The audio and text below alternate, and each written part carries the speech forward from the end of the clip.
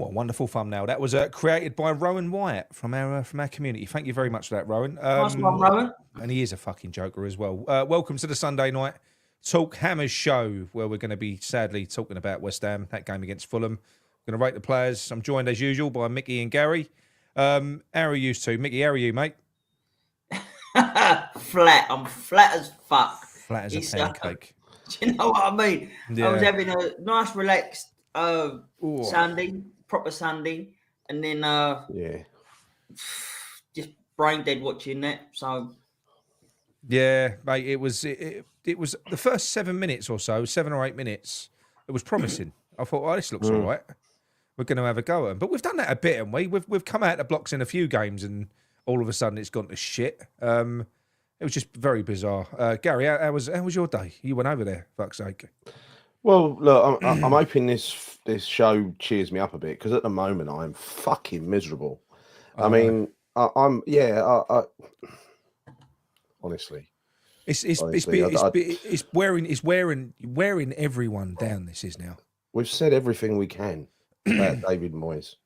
We really have. There's nothing more to say, and other than that, we're just repeating ourselves. And everything we said is coming to fruition, and it don't feel good that that's happening at all, not one little bit. Right? I know we've got some people who, you know, these little babies who are out there in Twitter land who, you know, I used Twitter for a couple of days. I've come off it again now, because this is what happens, right? They are looking for someone else to blame other than Moyes. They know it was crap. They can see it was crap. He was responsible for the formation of the players. They've backed themselves into a corner, and they're looking for any other excuse. Into a corner. They're coming out, punching in every direction. They're having a go now at Stighton. There were some real fucking jokers, and these are the grade A jokers, apparently. I didn't see it because I was at football, but I was told about it. And that is when these are the nasty ones, the nasty little fucking trolls, yeah? The ones who want to say everything nice about Moyes, they pretend. But then as soon as one of Stighton's players, like Mavropanos, made a fuck up, all over him, blaming, and they link it back to Stighton shit, right? Yeah. Then the worst bit, get this, right? George Urphy, when he went down, everyone in the ground was, and that's another reason I probably feel like this, everyone in the ground, I think, felt a little bit sick, right? They felt a little bit sick to see that kid laying still on the floor, right? It was, and down the other end of the ground, you had Fulham fans who suddenly started singing. The upper and the lower tiers started celebrating and singing, and those dirty cunts got booed by everyone. I didn't hear that. I know you didn't. I know you didn't. You wouldn't have heard it unless you was in the ground. And I bet on Match of the Day, the camera pans down round to them, and they're clapping as they fucking take him off. They are dirty, horrible, useless scumbags. Fulham, be proud of your win. Don't be fat, but don't be proud of that bunch of cunts who came to follow you today. Dirty. And they were the same distance from Urphy as I was. He was still on the floor. He had paramedics all around him. They had the thing out to put underneath him to avoid, you know, his neck going back and everything else. You could see it was serious. And those two Bob wankers you could see started singing. You can see by the players' actions, both Fulham and West Ham players, they were all showing concern. Yes. And while that was happening, apparently one of these little wanker trolls on Twitter took advantage and said, put a slow motion picture of Alvarez crashing into Urphy with Urphy's head hitting the pitch, as if to say it's Alvarez's fault, therefore Stighton's fault. That is how low these useless cunts will go, right? Yeah. And I'm fucking sick of it. I've got to be honest. Left a really bad taste in my mouth. You don't do that. You're not a West Ham fan. You're a prick. I don't know why I don't know, because we've spoken about this. I don't know why you're still going on there, because all I'm doing now, I'll be honest, open and honest, people. I'm now officially a Twitter troll. I was given great credit by Sam earlier on, who said my tweets were on point today. I literally dip in there, drop a bomb, and fuck off. I don't even read the comments because I'm not going in there anymore. I don't even read the comments. It was so bad. It was so bad. So many people complained about it that Twitter actually took it down. Yeah, well, I can imagine who that is. Is he a Northern Hammer? Begins that's with mouthy? a T, doesn't it? Oh, begins with a T. Yeah, Yeah, exactly. Yeah. He'll use that. He'll use that. That'll be promotion. I know. Yeah, well, people don't show their fucking faces ain't worth a week, so it don't matter. But listen, we all know that bloke's a shit cunt. Let's just face it. So it is what it is. It is what it is. Fat cunts. Yeah, I know. But no, look, it was awful what happened to Earthy. And if anyone saw my post-match review, you know I would normally have been incandescent with rage. I did get there towards the end, but the thing with Earthy kind of took it out of me a little bit because same here. Took it because I was fuming, and then that happens, and then you're like, oh fucking hell, you know, that's horrible, and it kind of puts it into perspective a little bit. But I did get there in the end. I had a little rage up towards the end, but apparently he is awake. So I've spoken to someone before the show tonight. I don't think it's anything serious. I think he's fine. So I think it was all very much precautionary. I think he's going to be okay, which is brilliant news because you know what? Didn't he look lively when he came on? He really did. A couple of good touches, and then that happened. Yeah, I know. I don't think there's any news just yet. It's still really early. Yeah. Look, he's awake. He's awake. No, he's awake. From what I've been told, they're not expecting it to be anything serious. Obviously, look, concussion and everything else, but we don't. They're not expecting it to be anything severe, you know, because they were referencing they had Jimenez on the bench, you know, who obviously suffered something similar. He fucking fractured his skull, didn't he? Yeah. So they was referencing that on the. So you've got to hope and pray it's nothing like that because Jimenez has never been the same player since he's come back. Let's face it. I don't think it will be. I think it's precautionary. He's young. You know, they don't fuck around with head injuries now. The neck brace and the oxygen and everything else. That's what they do. It's protocol. What do you reckon it was? He just got knocked, sparked out. Like he was just there. Oh, yeah, mate. Didn't half go down hard, didn't he? Didn't half go down. Do you know what? I didn't see it, and obviously it don't show the replay, and I'm not seeing anything other replay from it.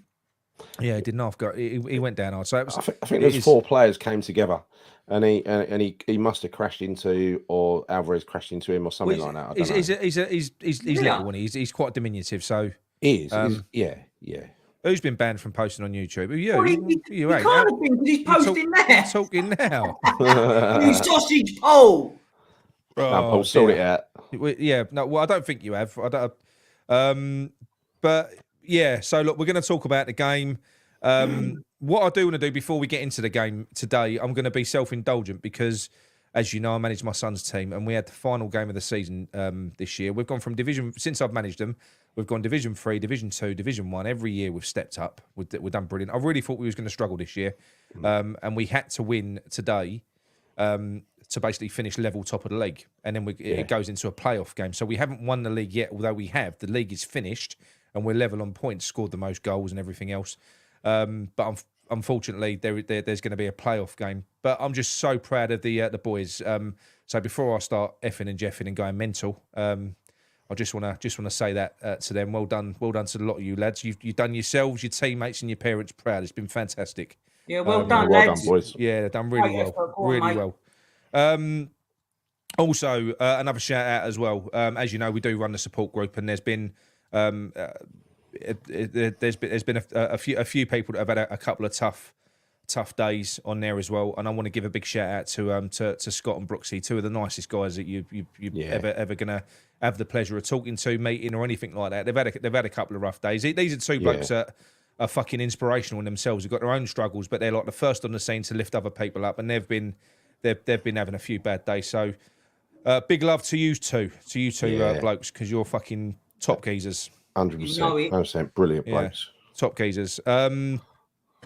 So yes, I suppose a little bit of a laugh before we go. So one thing that I did get sent from Twitter, from one of my many trolls, my fans from the other side, was a video creation of what this was taking the piss out of me apparently, but as somebody suggested to me, I could use it another way, which I will do.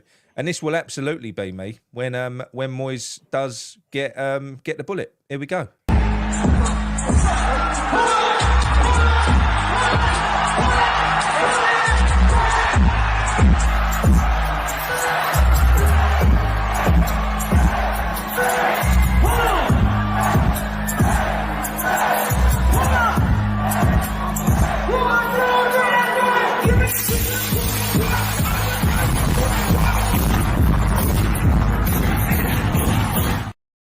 I think he's brilliant. Yes, it fucking will.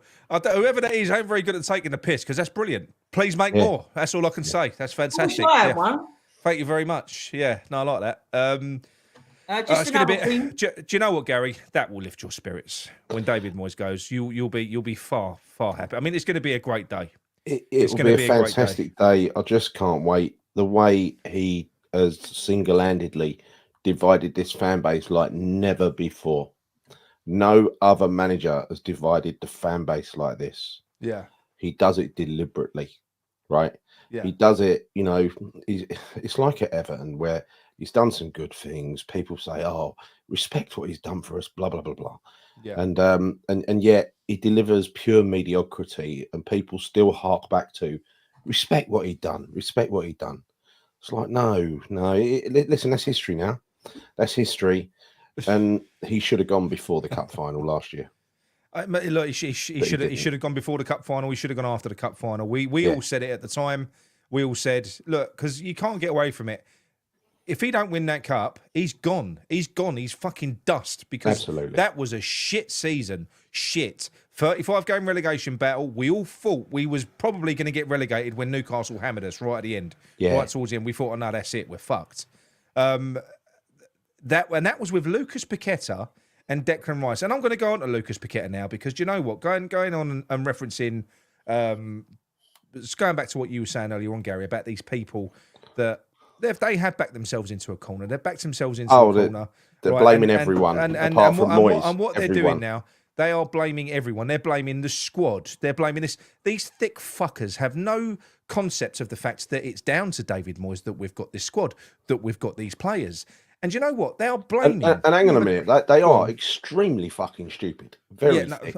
Very thick. No, undoubtedly, it's a hard. Yeah. It's a hard thing to witness. But the they are blaming everyone. Yeah.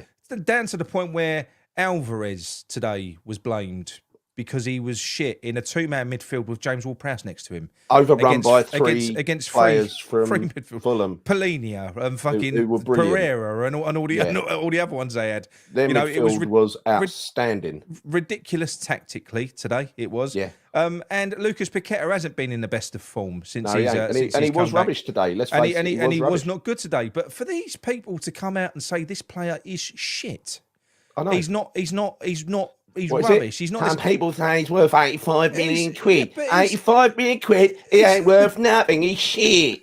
He's fucking crap. You gotta wonder where they're coming from. Your credibility, mate, just fucking left the room. But this player is the entire reason that we won the cup. That ball through to Bowen. This player is the entire reason that we've had anything to shout about at all this year. And they're talking about Tim Steidten. Tell me this. What would we have done without Alvarez's performance against Brighton at the start of the season and Alvarez's performances throughout the season? What would we have done without Kudus's goals? And Paqueta making them. Paqueta, what would we have done? There is. I'm sorry, but this is like desperation central because a lot of these people, what they've done is they've flipped. We don't flip flop. Do you know what? This is sounding very spiritual, but we speak our truth. That's what we do. We speak our truth, and that's what I mean. We're honest. I say we speak the truth. No, but we swim against the tide. So whatever we believe in, we go with it. We don't give a fuck what other people think. We say what we think. That's what we do, and we've always done the same thing. But some of these people, they ride the wave. The wave, and they've gone extreme one way, they've gone extreme the other, to the point where they've got nowhere else to go because they've been Moyes in, everyone who's Moyes out's a cunt. They've been Moyes out, everyone who's Moyes in's a cunt. So at some point, everyone's a cunt. And they've said someone said there was a quality statement. Mickey, there was a quality statement on a certain show I was watching earlier. It was from the guy that called in and he said, Paqueta's been shit ever since he's come back from his injury. And I was thinking, well, there's a clue. I think he might have been rushed back, don't you? He was fucking mustard before it, wasn't he? It's so stupid. You're looking at about 2-3 games. You've got to look beyond that and look at the bigger picture. But this fucking thing is ridiculous. But this is the other thing, right? I mean, and we've spoken about this before in depth as well. And we've got they're talking about how, you know, it's never going to change. It's never going to change, you know, while the ownership is the same. It has changed. The only thing that hasn't changed is David Moyes. We've now got Tim Stein. We've got a director of football who it's now been confirmed is going to be running things moving forward. It's been confirmed. He's recruited his backroom staff. He's got his brother. He's got Maximilian Hahn, whatever his name is, the analysis guy. We've got a complete structure in place. Yeah, we have. In fact, the structure was supposed to change this year because Sullivan wanted to step back. But the reason that he didn't, because the reason being, Sullivan does want to step back from football matters because he wants to go and sail around the world with bouncy boobs. That's what he wants to do. He wants to go and nuzzle and do some stuff. He wants to go and do some motorboating. He doesn't want to do the football side of things. And I think it's very clear now that he can see that Tim Stein does know what he's doing in the transfer window. Look at his 3 signings versus David Moyes' last 2. I'm sorry, and the players that he wanted to bring in as well. Yeah. So the structure is there. It's there. It's done. It's as simple as that. All we need is that final piece. And yes, it is going to be a massive rebuild job next year. Massive because of the cunts that we've currently got in place. Because of this squad that he's left us with. You know, this fucking four to £500 million spent. And we've got this. I've said it so many times: the smallest and the oldest, and the 7th most expensive in terms of wages. And a lot of them are going to be fucking gone next year, including ones that we don't want gone, like Paqueta, and like people are saying, possibly Kudus, because there is a rumor out there that Kudus does have a release clause in his contract. It's not confirmed, but there's a rumor out there. There's a link with Barcelona. But what I'm saying is, this is what people don't realise: the damage that he's done by. Where it's gone wrong with Sullivan, where he is a cunt, is that he's allowed this to ride out this season and waste this wicked opportunity that we've got, because we do have great fucking players. They are not shit. If you can't wrap your head around the concept of the teams that you're comparing us against, for instance, Fulham and Leverkusen, you say, we're shit, the players are shit. It isn't that. I'm telling you now, Leverkusen, they are as good as they are now because of Alonso and their coaching staff.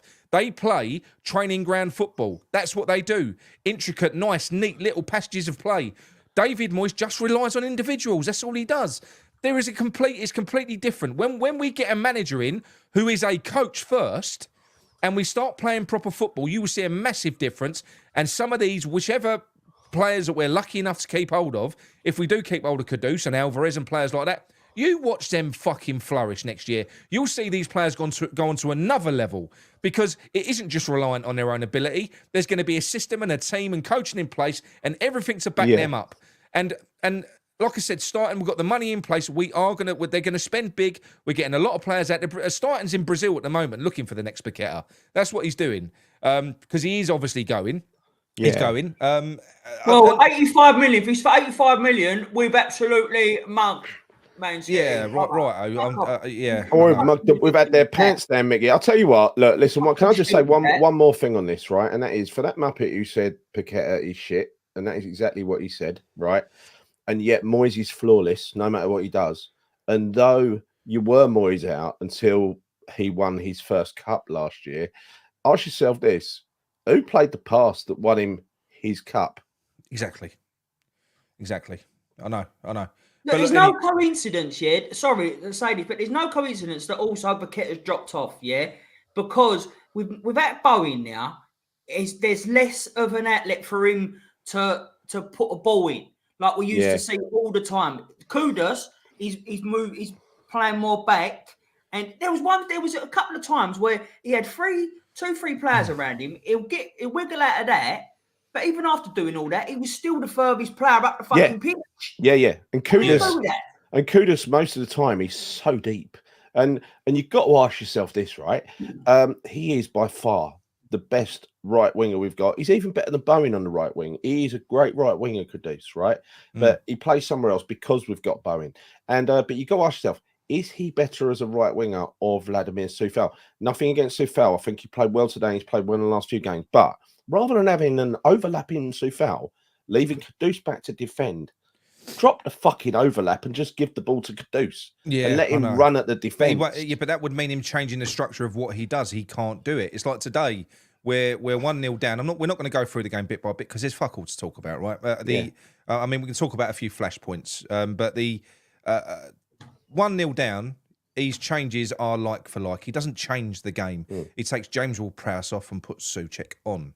You know, to be quite honest, I think he got that the wrong way around. If you're going to play with a 2 in the middle, you play Souček next to Alvarez because it's another big body. It gives you more physicality in midfield. Can I just say, no, he's not better. Look, it ain't what I said. I said he's better on the right, in my opinion. I mean, look, horses for courses is subjective, right? I think Bowen's a better player for West Ham, all in all, right? But Kudus, given the trajectory he went on earlier in the season, he looked like he was going to turn into a fucking superstar. He's going to be he will be a superstar. He is going to be a superstar. And now he's had his wings clipped in our team, so he's a fucking defender most of the time. That's what I meant, Chrissy. He's doing so much stuff on his own. But like you said on your video yesterday, Gary, the fact of the matter is we don't have long left. You know, there's like 34, 35 days left of this shit. I just think it's such a shame and it's a travesty that we've wasted this this opportunity this year because that top 4 and top 6 is wide open. Look at Villa. You know what could Emery have done with this fucking group of players? Honestly, it's absolutely shocking. I can't wait for the guy to go. Stop putting his name up, Micky. No more. Who's that? No, you know, a certain person. Let's not put any more things up about him. You know. All right. Forget it. That's the last time we're going to mention. Pew, pew, pew, pew. Or the little gang that he helped create. All right, fair enough. But I just want to go through some other bits here. Sorry, because there is a few waiting there. So season done was top 3 target for next season. Cheers, Harry. Pew, pew, pew. Cheers, Harry. But I'll tell you what. Before we ain't stopped yet. Yeah, we ain't stopped yet. Well done, Top. Go on, Top. Pew, pew, pew. We've got Steve Bell. Steve. Go on, son. Thumbs. Pew, pew, pew, pew, pew, pew. Shall we get Gary to do the next one, Mick? Yeah, Pewing. Go on. Michael B, new member. Go on, girl. Michael B, welcome. Hold on a minute. No, you got to do the pew. Hold on. Pew, pew, pew, pew. It's such a fucking war, pew, pew. Right, no, wait, we ain't finished yet. Oh, fuck me. Sharky. Well done, Sharky. Evening, lads. Oh, we done Mark already, didn't we? Pew, pew, pew, pew, pew. To everyone. Go on, boys. Cheers, everyone. I forgot what I was going to say now. Oh, no. I was going to say some good news. There is some good news. Arsenal will fuck the league.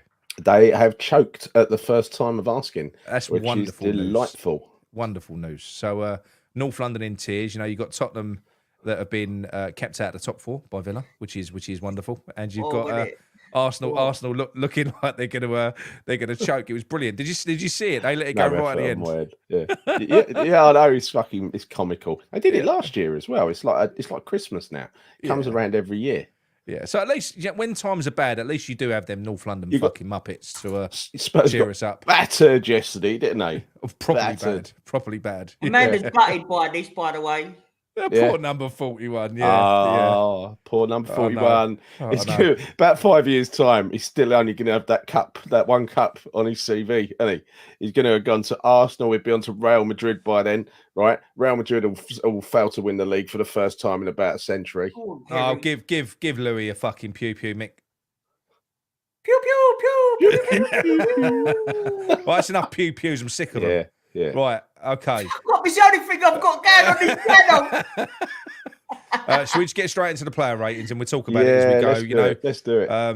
Okay. Right. Because we want to get to the phone calls. We'll cover the few highlights in the player ratings, won't we? Yeah.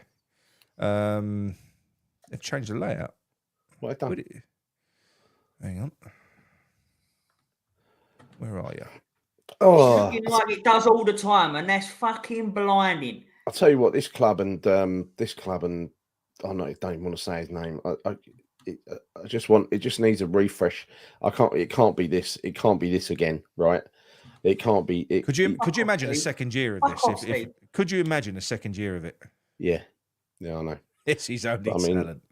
You know, how can we ban him? Or the Spaniards? Get rid of this fucking Steve Palmer.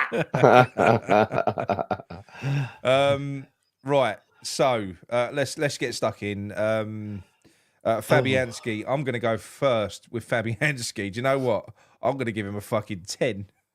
He was like he was holding the dartboard, wasn't he? As people threw fucking shots. He was like Superman. I know. Honestly. He was everywhere. I mean, everywhere. some of the saves as well. Great saves, especially the one at full strength, full stretch where he went across him. I'm giving him a 10. It was ridiculous. Yeah. He saved us from a thumping today. Are you not? Is it not? Is it not boring now to have this though? To have because he's a man in a match. Is it not boring to have this? How many times has a goalkeeper been our man in a match this year? About 6 or 7 times. Fucking ridiculous, honestly. Yeah. But no, he was brilliant. Well done, Fabs. He really was. I mean, he's what is he? 37, 38, and he can still get about like that. It's unbelievable. Yeah, yeah. You know. Right, Micky, Emerson. I think for him, I'll give him a 6 an average game because I think that he was making a few runs, trying to do something in a team that wasn't really doing much at all. Yeah. I don't know. Again, for him, I don't think he was below average. I don't think he was brilliant. So for me, it is a 6. There's not much else I can say regarding him because, like I said, he did try to get the ball moving forward, but it was just a shit game, wasn't it? So he struggled today because Paqueta wasn't at it, and he needs Paqueta in front of him to function, doesn't he? Or someone good in front of him. Yeah. Well, yeah, he does do that. I mean, without Paqueta, he does sort of a bit of an average performance. But even Paqueta was there today. But as you said, because he weren't on it, it was just another average performance for me. Yeah, it was. Right, Gary Soufal. Yeah, I thought he did all right, actually. He got forward a lot on the overlap. Like I said earlier, I don't really agree with it. He had a couple of chances, didn't he? He did. But I don't agree with it, really. I think Kadu should be doing it instead. But nonetheless, he did what he was asked to do very well. So I'll give him a 7. 7. Right, these two were fucking awful today. Oh, I'm going to talk about Mavropanos first. Yeah. Right, Mavropanos. I spoke to someone before the game today, and I was assured that he weren't going to be playing. They said he still had an injury that it weren't even touch and go with him. You know, he was still struggling with an injury, so he was played with an injury. He was fatigued and he was playing with a fucking injury, and it showed. He was awful, but I can't. Because he's way better than that. He's been for the last probably 4 or 5 games. He's been our best defender. That is showing no respect for the players' welfare. No. And he got injured later in the game. He got a different injury. He rolled his ankle, and he was still left on the pitch. Yeah, and he was struggling even more. He was shit today. I'm going to give him a 4. Unfortunately, mate, it's not your fault. I don't believe, but it was a donkey. It was a donkey performance. Do you know regarding that first goal? Yeah. Right, now, I know that it was a mistake in that, but would you rather say that it was just poor control? Because if it had left it, there was another player coming in. It was just poor control. It was a really bad touch. It was really sloppy. bad touch. You can't do that as a centre-back, though. No, I'm not saying you can, but it was instead of mostly like a mistake where I think it was just poor control. I don't think it was the wrong decision to try and do it necessarily. But the execution of it was terrible. But you think of some of the great things that he's done, where he does take risks occasionally. I mean, what was it? What was the game where he fucking got his leg up ridiculously high and hooked the ball against Newcastle? Yeah, I missed that bit. Yeah, he's done some brilliant things just recently. He's a good player. Yeah. I think he's a good centre back. Did you hear that Bayern Neverlusen, as they're now known, sneaked the German title 5-0 at home to Bremen today? Just got to hope they get pissed, didn't you? Who was actually captain today? Sorry, was it Fab? Must have been Fabs. Yeah, probably because Souček was off the pitch, wasn't he? All right, Gary, Naya Fagware. I've given up with him. He's a catastrophe of a defender. He's not fit to play in the Premier League. He's too weak. He is genuinely shit. I think as a defender. Weak. He was awful today. Him and Mavropanos together, it was chaos. They were exposed by really just having one defender in front, one central defensive midfielder in front of him, because Ward-Prowse just buzzed around doing not very much. He'd done his best, Ward-Prowse, but he's out of position. But as for Alvarez, he was outnumbered massively, and so that left a free rein to run at the 2 centre halves, and they couldn't cope. 4. Yeah, no, I agree. Fair enough. He was shit. Unfortunately, is what it is. That's Moyes' defender, everyone that he chased for 3 windows solid as well. You know? And they're twice the price. I've got to say, their midfield was magnificent today. Fulham, yeah, outstanding. Twice the price of Mavropanos, he was. Yeah, I know. It's 30. We make most fucking midfielders also look good, though, Gout, to be fair to you, like on the opposite team. Yeah. All right. Ward Prowse, Micky. Look, listen, I know we discussed maybe I might have been a bit harsh. I feel for him. Do you remember, though, yeah? Do you remember when, Nick, you started these off and people thought, well, I did as well, thought he was a bit harsh on James Ward-Prowse. He's worse than what I thought he was going to be. Right, but that's what but when you started saying it, I still thought you was a bit harsh on him. Well, I'm in that boat now because I feel like I may be being a bit harsh on him, but I just struggle to see what the fuck he does. I really do. I have no idea what he does. He had a shot. He had a shot on goal today. He's a fucking he's a set piece taker, right? But Bowen takes better corners than he does. Yep. Right. I've seen a better free kick from Paqueta this season than I've seen anything from James Ward-Prowse.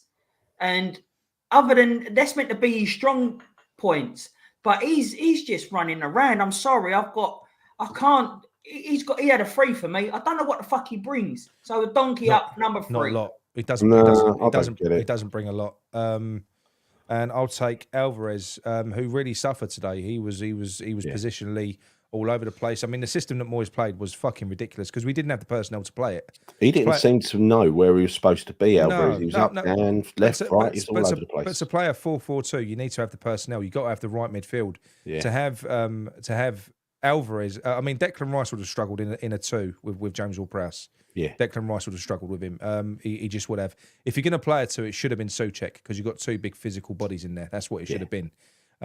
Alvarez struggled. He was poor, really poor. He suffered as a result of it. Can I just prefer this one? Go on. James Ward-Prowse literally scored from a corner, mate. Yeah, with the help of the fucking wind. It was the wind. Is he taking the piss or is he being serious? You're not being serious. Alex Noodle, mate. If you're taking the piss, you're fucking having a laugh. Oh, he must be funny. It's really funny. Yeah, I'm going to give Alvarez. I'm going to mark him up one more. It was a donkey performance, I'm afraid. It was so bad. The midfield was. We had no midfield. It was so bad. And I feel bad about that because you know what, Alvarez has been probably our player of the season. I do feel sorry for Ward-Prowse because he's constantly played out of position and he is an attacking midfielder. He's not a defensive midfielder. Moyes is Moyesing him. He's prizing him into his system because he need to come back on there for set pieces. Yeah. You just knocked John's thingy off. What? He was saying about so Ings has been Moyes, but James Ward-Prowse ain't. John, no, James he's definitely been Moyes. John. Shit. He was shit, and he's been shit for a while, mate. No, he's been Moyes though, Micky and Nick. He's been Moyes. I agree with John on this. I'm afraid. But Gary, I stand by what the reason I didn't want him to come in because I think it's very simple. Like I said before, he's not a great player. No, but there is a reason why in the position that he plays in central midfield in the Premier League, you need to have drive. You've got to have some physicality. You've got to have something more presence about you. He has none. He has no presence. Nothing. In fact, when he's on the ball in open play, he isn't in any way creative. He's a sideways, backwards passer. I don't know what he actually brings. He doesn't bring anything in open play. And I thought that when we signed him. I thought that when we signed him, but he's worse because I thought the set pieces were gonna offset everything. And I know, look, if you look at the stats and everything, you know, he's got a 17 GA. He took every fucking corner at the start. We've scored less from set pieces this season than what we did in the 2 seasons before. Yeah, we scored less overall. We scored less set pieces overall because we're focused on one man. He always gets the set pieces when he's on the pitch. You know, that's the only reason he was on the pitch today, right? I mean, there's no other reason because Souček should have played really. You know, Souček and Alvarez is better than Alvarez and Ward-Prowse. It is. Gary Kudus, I thought, worked his socks off like he always does. He never gives less than 100%. Kudus, never, right? There was one example of the attention Kudus gets was when he broke down when he was allowed forward in the second half, and he got the ball loose out on the right. 3 Fulham players were on him, like took the ball off him straight away, and that is the kind of attention he was getting all day. I'll give him a 7 for effort. I think that's fair. Yeah. He never disappoints. He never delivers less than a 7 in effort, honestly. No. Just going back on Alvarez for a minute, sorry, I just wanted to say because it was sort of not say worried me, but I thought this might happen with Alvarez because the last time Moyes come out and said about him getting yellow cards and everything, he was too. He weren't on his normal game, and he's sort of gone. He's sort of done that again today. He wasn't the ball that you see, and in his game, he sort of pussied out a bit. And I think that's again. I was worried that was going to happen, and it has. I'm sorry, but it has. Yeah. No. I think you're right. I think what's unfortunately, I think it won't, because it's not going to happen. He'll either leave or he's going to be re-energized by a new manager that comes in next season. Yeah. But if, say, for instance, he was to have 2 years of David Moyes would turn him into Fornals. Yeah, he would. It'd end up as useful as Fornals. Yeah. Yeah. I agree. He's going that way already, because you can see that he's starting to, it's about brainwashing, isn't it? It's about people start to evaluate a risk when they've got a pass on. Shall I play it, or shall I take the unrisky one, the one with no risk? And that's what I think he's thinking at the moment. And he never had that in his mind when he joined us. It was just goal in front of me, I shoot a goal. And he don't think like that anymore. You don't? No, he don't. Right, Micky, Lucas Paqueta. Do you know what? Yeah, like we just make it a start, because I thought the first 8 minutes, I thought we was really good. To be fair to you, we looked quite good. Yeah, we did. Shit after that, but that bit on the when he lobbed, oh, it's brilliant. Iwobi. Yeah, Iwobi, when he lobbed it over his head. It was fantastic. It was fantastic, and I thought, oh, here we go. He's going to be a class act, and it wasn't, unfortunately. He was poor today. Yeah, he was very poor today. Really bad. He kicked someone up in the fucking air, which he's getting the ump. He's getting the ump all the time. He's getting his frustration. Frustrating. And I do think Happy Hammerette made a point in something she said on the community thing earlier on, and she said she doesn't know whether it's to do with he's being greedy or whether he's losing faith in the players around him. I think he's losing faith in the players around him.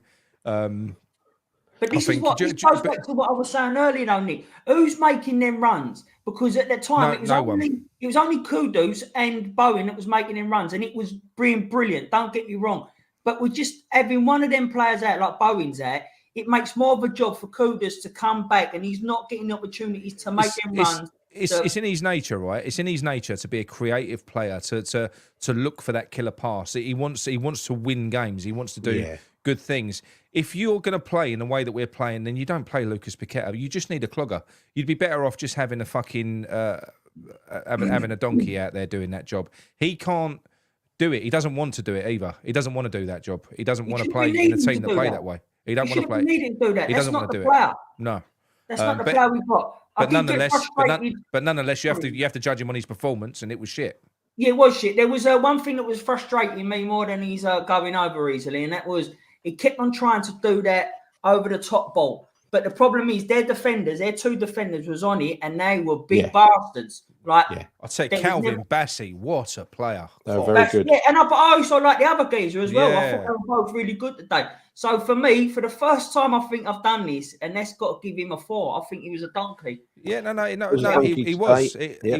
He was. It's absolutely. It was a I mean, he was kind of involved in both goals that they scored. The second one in particular, he held onto the ball for too long. Then went down easy. He went down easy. Polina just fucking wiped him out. He just went through him. That was ruthless, wasn't it? He wiped him out, took the ball, it broke to Polina, and then they just I mean, that was an easy break. It was in the goal. It was in the goal down the other end in about 10 seconds. Yeah, he's basically from Romania. Yeah, I didn't know he was from. He's fucking class. I mean that as well. He's brilliant. I really like him. That's the other geezer, tossing. Yeah, tossing. Yeah, I'm tossing him up when he come to us. Oi. So we got tossing on the fucking sidelines. Danny Ings 4. Just don't know what he did. He was shit. I feel sorry for him because the guy's put in some amazing performances. Recently. He was up front with Antonio, and they looked like they'd never met before. Yeah, but you know what? I think we've said this before, right? Do you know with sorry, I've got to move the donkey down. But with the with Danny Ings, we've said this before. When players come on and they do well, you've got to give them a run in the team. You've got to build on momentum. David Moyes has never done that. So he came on against Sheffield United in the 10, was brilliant. Yeah, didn't play for ages. Came on against Burnley, didn't he? Did really well. Could have scored a hat trick. Scored 2 goals. He got us a draw. never to be seen again. And do you know what? I think in the end, you just wipe players out. And Yes. and this is why David Moyes doesn't have 16, 17, 18 players like he cried about Alonso having. Why has Alonso got these players? Because he uses them. They're all part of his active squad. They're all up to speed. You know, David Moyes' players are spare parts that he leaves there for when other players break down. Yeah. That's all That's they exactly are. what they are. I mean, that's what Ben Johnson was today, and that's what he's a spare wheel, right? Yeah, It's like Soufal's getting a bit tired. We'll swap him out like for like Johnson. yeah, absolutely. Nick, Right, put the donkey on Paqueta. is it you, Gary? I'll loathe to put a donkey on Paqueta. All right, go on. Gary, Antonio. Well, he worked from start to finish, or the 80th minute when he went off. I thought he missed a really, really bad chance, but I'm not going to have a go at him for that because I just imagine that guy and the amount of what he's carried us for the last 3-4 he has, games. and the amount of work he gets through, and the amount he's been brilliant since he come back. Let's not dress it up, right? There's no way he was a 4, people. No. He missed that chance, but the rest of his performance was he fucking put it in today. He really put it in, the same as Kudus. He really put it in today. He never stopped running. You imagine what his legs must feel like at the moment, Antonio. It was a big miss. That's why he's not getting a 7. He'll get a 6. Yeah, well, we explained the other day, right? We explained the other day that the role that Antonio plays in that solo role, he's not just up there running, he's up there wrestling, fighting defenders. He's 34 years old. He's a massive lump. The geezer must be fucked after a game. Like he has a fight in every game. I love him for how he's playing at the moment. He's really, really giving it his all. You know, He's, look for some people, he's always going to be the player that everyone wants to hate. But he's I don't hate him. I'm sorry, I don't hate him. No. I love Antonio. He's limited technically, but he gives his all, and I don't think you can ever criticise him for that. Yeah, but that is offset with a real unorthodox style that's delivered more often than it hasn't. Yeah. We'll do these really quickly. Micky, Zuma. Give us a score. Zuma, I'll just probably give him. He weren't on really. Well, actually, he did have half hour, didn't he? Half hour, yeah. He didn't. I don't think he done too much wrong. Although we did concede as soon as he came on. Yeah. Literally 2 minutes later, we conceded. All right, well, let's give him a 5 then, because I don't think he done anything to deserve a donkey. To be fair to you. Same as Souček. Souček came on and then he did midfield open up like the Red Sea. But again, I don't think that was his fault. Going to give him a 5. No. Ben Johnson, the first Johnson, thing he did, Souček, when he came on, actually, was smash into what's his name? No, the one who scored. The one who scored the goals. And I loved that. I loved that he did that. Yeah. Give us some presence in there. Right, Gary, Ben Johnson. I didn't really notice him. He must have had an all right game. 5, 6, 6. And I'm going to give Cornell 5 just for being alive because he was alive. I was worried about him. He was alive. I thought it could have been his twin brother, for all I know. It could have been Chris Akabusi said on Twitter. Yeah. He said, is that actually Cornell or is it a cardboard cutout? No one knows anymore. You know. Well, I think the cardboard cutout would have played better because he was only on for a few minutes, but he's a void, isn't he? But again, I don't blame these players. I don't blame him. He lost his motivation for this job a long time ago, which is why I guess he don't get on the pitch at all. Right. The invisible referee. Wait a minute. I've got one for Earthy. Shit. Right.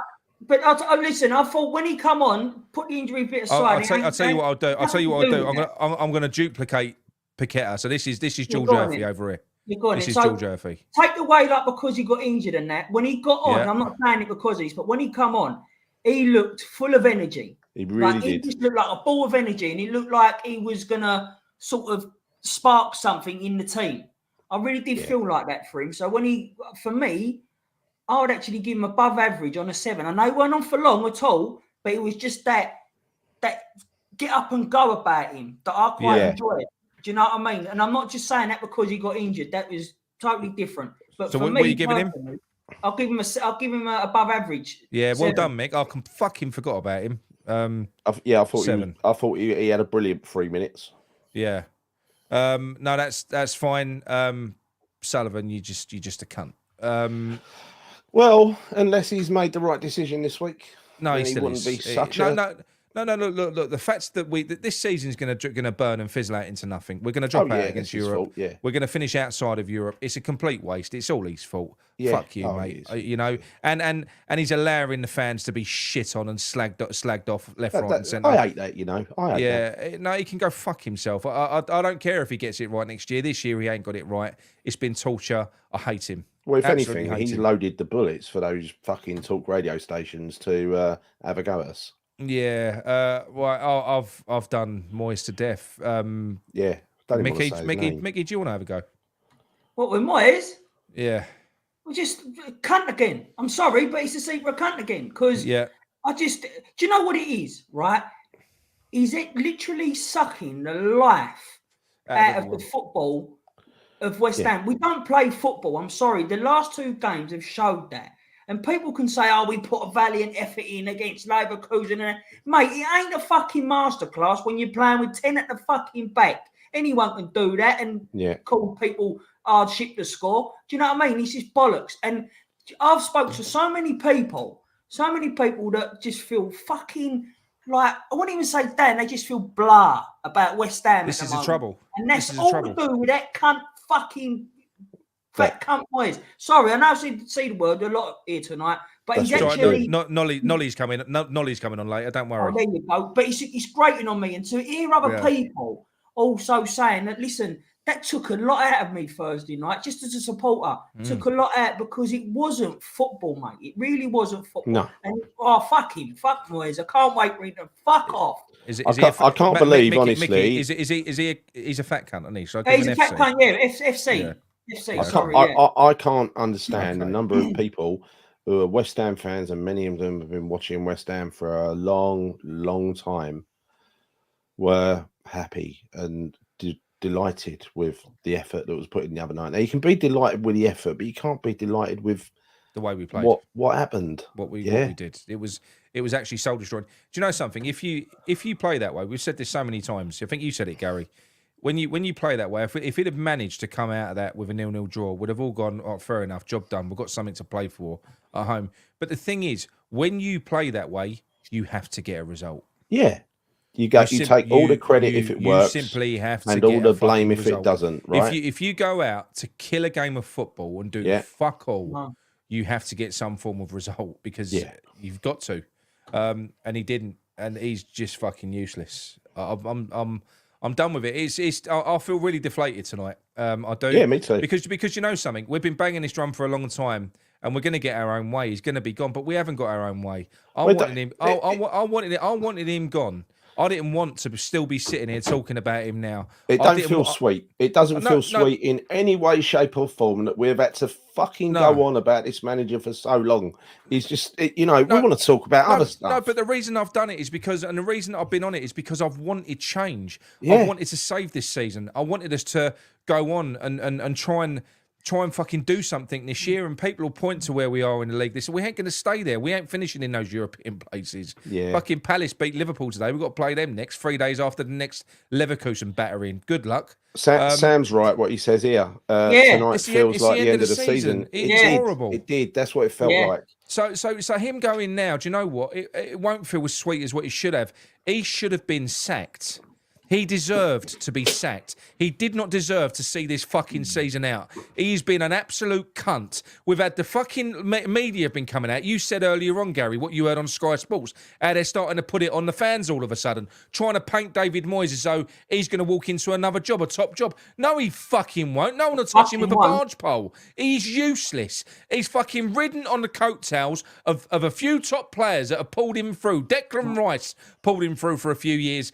We almost got relegated with Rice and Paqueta last year. He's fucking burned through money. He's cock-blocking youth. The best youth academy in the league, by the way. They can't fucking get a sniff. I can't stand him. He fucking hates the fans. And do you know what? I do hate him. And hate is a strong word.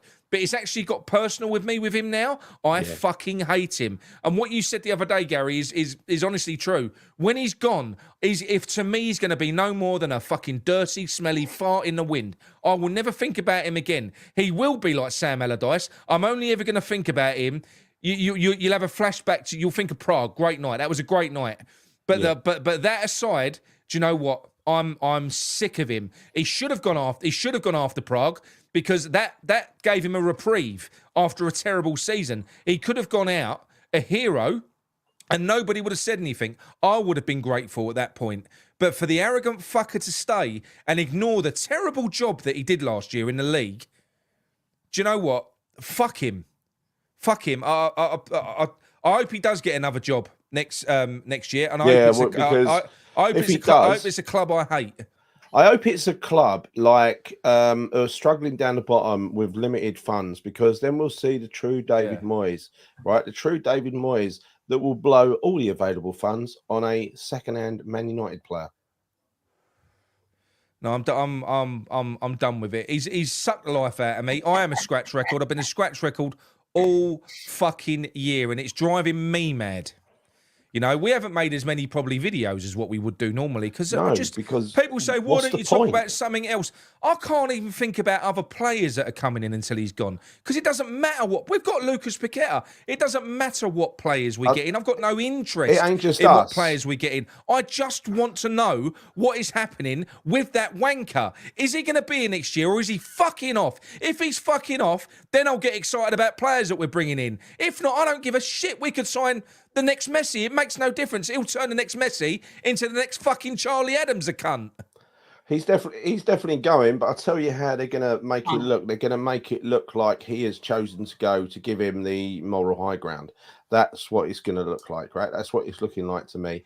And they might let him mull it over or something like that. I hope they don't, because that'd just be all on fuck. Sullivan, if you want to sell seasons, if you give a toss, I still reckon there's something double quick. I still think there's something in his contract that he can't get sacked because of what happened last time. No, I don't buy it. I don't buy it. Yeah, but I don't see why. How the fuck can he keep staying here? Because I still think he'll stay to the end of the season. I'll tell you why. Because the manager that we're getting in, it's a right. Well, listen. I suppose if you're looking at it that way, if you go out mid-season, you've got to go and either try and give it to a caretaker. Yeah. Or you've got to go and try and find a temporary manager. If you find a temporary manager and that temporary manager does really well, then the silly bastards in our fan base will fall in love with him and go, you've got to give him a job. Yeah. So that's the risk you run there. They won't just take 6 months. If he does well, we've got to be eternally fucking grateful. Yeah. And give him a 10-year deal because he did well for 4 months. So with David Moyes, when he goes, you know, some of his backroom staff are going to go. Maybe if the manager that Tim Stein wanted wasn't available until the summer, that's the only reason that I could see why we've kept him. That's the only reason. Yeah. Maybe that is it. Maybe that's why we've had to suffer this shit. I don't know. I mean, listen. We all laughed and scoffed it off the other day. We know that Alonso has... Well, he's verbally committed his future to Leverkusen. That's what he's done. He's staying at Leverkusen. He's verbally, but you know, when I saw the embrace, it did kind of make me all warm and fuzzy as well. I've got to be honest. Yeah, but you never know. Don't even start dreaming that. I mean, but let's just hope that Sullivan has the good fucking grace to, at some point where it's just after Thursday or after the final whistle on the last day of the season. Don't let it drag any longer than that and play games in the press as it looks like he ain't been fired or let go. Draw a fucking line under it, right? Yeah. Get it done. Do you know what's going to happen, right? Yeah. He's friends in the media. They can do that. They can try and paint, as Danny Moore said there, they can only paint him as a hero for so long. So what that will do is they'll probably try and help him. He'll pull on favours to try and get him into a job. He won't get a decent job in the summer. Of course he won't. He won't get a decent job. And do you know what? If that man's out of work for about 6 months, he won't get another job. Agree. No, he won't. Honestly, what do you think, right? Say the opposition manager Fabianski's today, man of the match anyway. What do you reckon the opposition manager that we played against today, Marco Silva, if Marco Silva had our squad this season, where do you think we would finish? would have been Aston Villa, 100%. Marco I think Silva's we would be too. light years, and you This do is know such an underperformance. and you do know that Marco Silva was pretty much lined up to come in. That's what was happening. It weren't the Saudi deal that Marco Silva was holding off on his contracts with Fulham for. Yeah, it was waiting to see what happened with West Ham. That was what happened. He has under-delivered, underperformed so much this season. How anyone can look at our team and our squad and say 7th, 8th, or 9th is a fucking achievement. Stop making him pew, Steve. He's pissing me off. I will never know. Fuck off. 7th, 8th, 9th is not an achievement with his squad. It really isn't. No. Well, look, we've said it before. It's a failure. Yeah, but the fact is, the undeniable fact, when people go on about 3 years in Europe, it's only been the last 3 years that Europe has gone down to 7th place. It's only been the last 3 years since the Conference League came in. Glenn Roeder finished 7th. Let me tell you where I am, right? Let me give an honest appraisal without being stupid of the David Moyes tenure, right? Here is my appraisal, because I didn't turn Moyes out till last season, right? Honest appraisal. First, I thought Pellegrini was struggling, so we had to get rid of him. He came in, did a good job. You could say kept us up. No, let's give him that. Kept us up. Yeah. The COVID season was fantastic, and it brightened up all of our COVIDs, right? It was amazing, right? So that is a season and a half. The next season, our first season in Europe for years, up until the group stages were brilliant, absolutely brilliant. We got into the second half of the season. He didn't make any signings in January. That's when it started to go wrong. But we still beat Lyon on Seville, but that season died on its arse and we ended up finishing 7th, right? Yeah. That is where it started to tail off. So it was after 2 years, it started to tail off. And then last season, we did nearly get relegated and he should have been sacked. Yeah. Because another manager would have come in and just finished that tournament off, right? And then this season, it's been a disgraceful second half of the season caused by a bad January again. And he's helped us to get knocked out of the cup again because his ambitions only go so far. This season has been wasted by him to prove a point. So 4 years, I'd give him credit for 2. Great 2 years. Thank you very much. 2 really bad ones, right? I'm only here for the pew-pews. Go on, one more for Kez. Pew, pew, pew, pew, pew. Mug winner, by the way. She won. Does anyone else in the audience, anyone else out there? Because, John's not renewed his season ticket yet. No, I've not, John, either. I'm going to do it on fucking midnight as soon as I hear that he's gone. But does anyone else... Please just leave it until he's gone. Don't do it early. Does anyone else disagree with me or think that perhaps... Because I think 2 years of decent, watchable, good quality football is what we had out of him. And I think that was... And other than that, it's just been, the odd decent result here and there mixed in with a load of shit. Does anyone else disagree? It's been. I don't think people will disagree with you, Gary. No. Oh no, I'm just interested. Because people are pretending it's been 4 years of brilliance and thank you for your service. It really ain't. No, it really ain't. I know. Right, I'm going to make the first phone call. So we've got four calls lined up. Yeah. Here we go. The first one. We've got John the KC, John the barrister. Ah, John. And followed by an incandescent Nolly. He'd be very angry tonight. He's actually angry. He said there's going to be no jokes tonight. I bet there will be a joke. Right, hang on. Hang on. Chat is going fucking crazy tonight. Sorry, people can't keep up with. Come, Mick, you sort your game out. No, we love it though. We love it all busy. Of course we do. We have to get you some steroids so that you can some anabolic steroids. Well, Gal, you can take over. Let's see how you're fucking up with it. Right. Sorry for the witch's cackle that Micky owns, John. That was Hello there.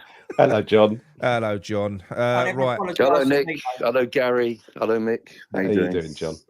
Hello, John. How are you? Not bad, mate. Nice to see you, Gary. Yeah, nice to see you as well. Look forward you still joining us for the Liverpool game. You two met in the Posh Lounge, didn't you? We did. It was lovely. We did. Yeah.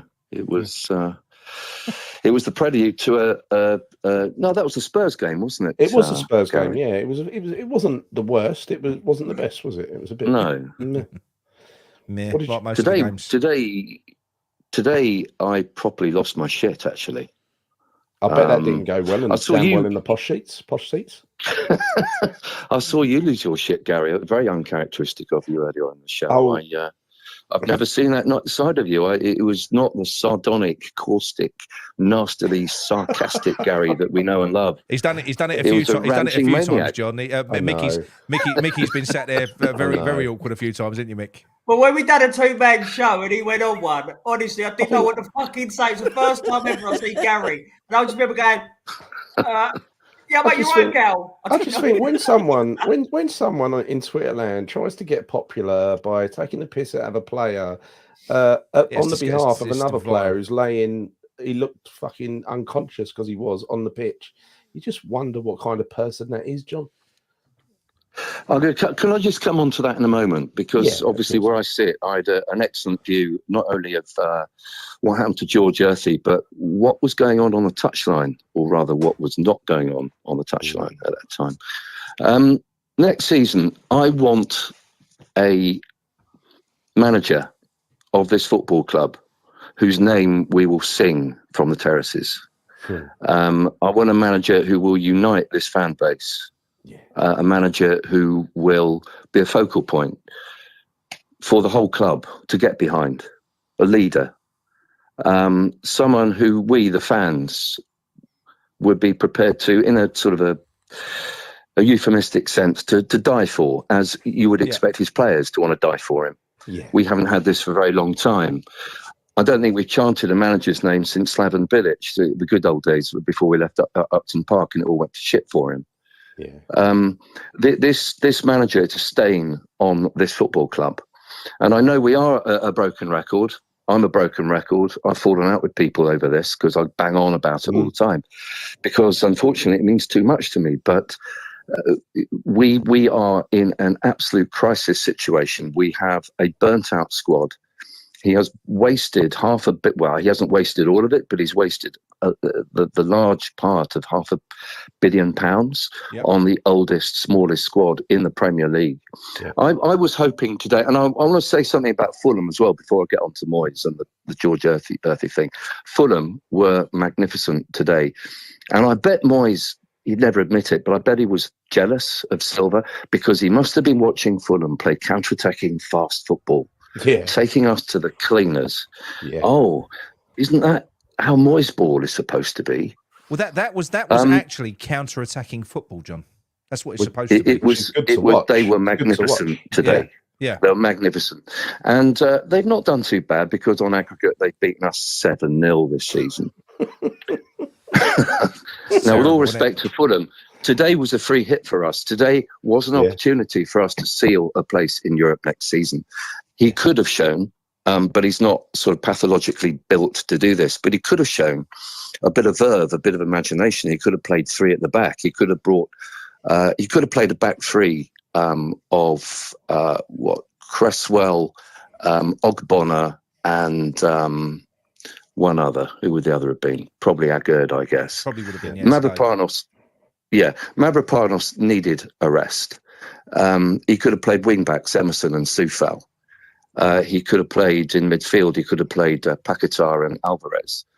And he could have done something really stupid and played Cornet out on the left with Antonio in the middle and Kudus obviously on the right. Because we had to go for it today. But it's not in his DNA. No. It was a disgraceful, disjointed, clueless performance.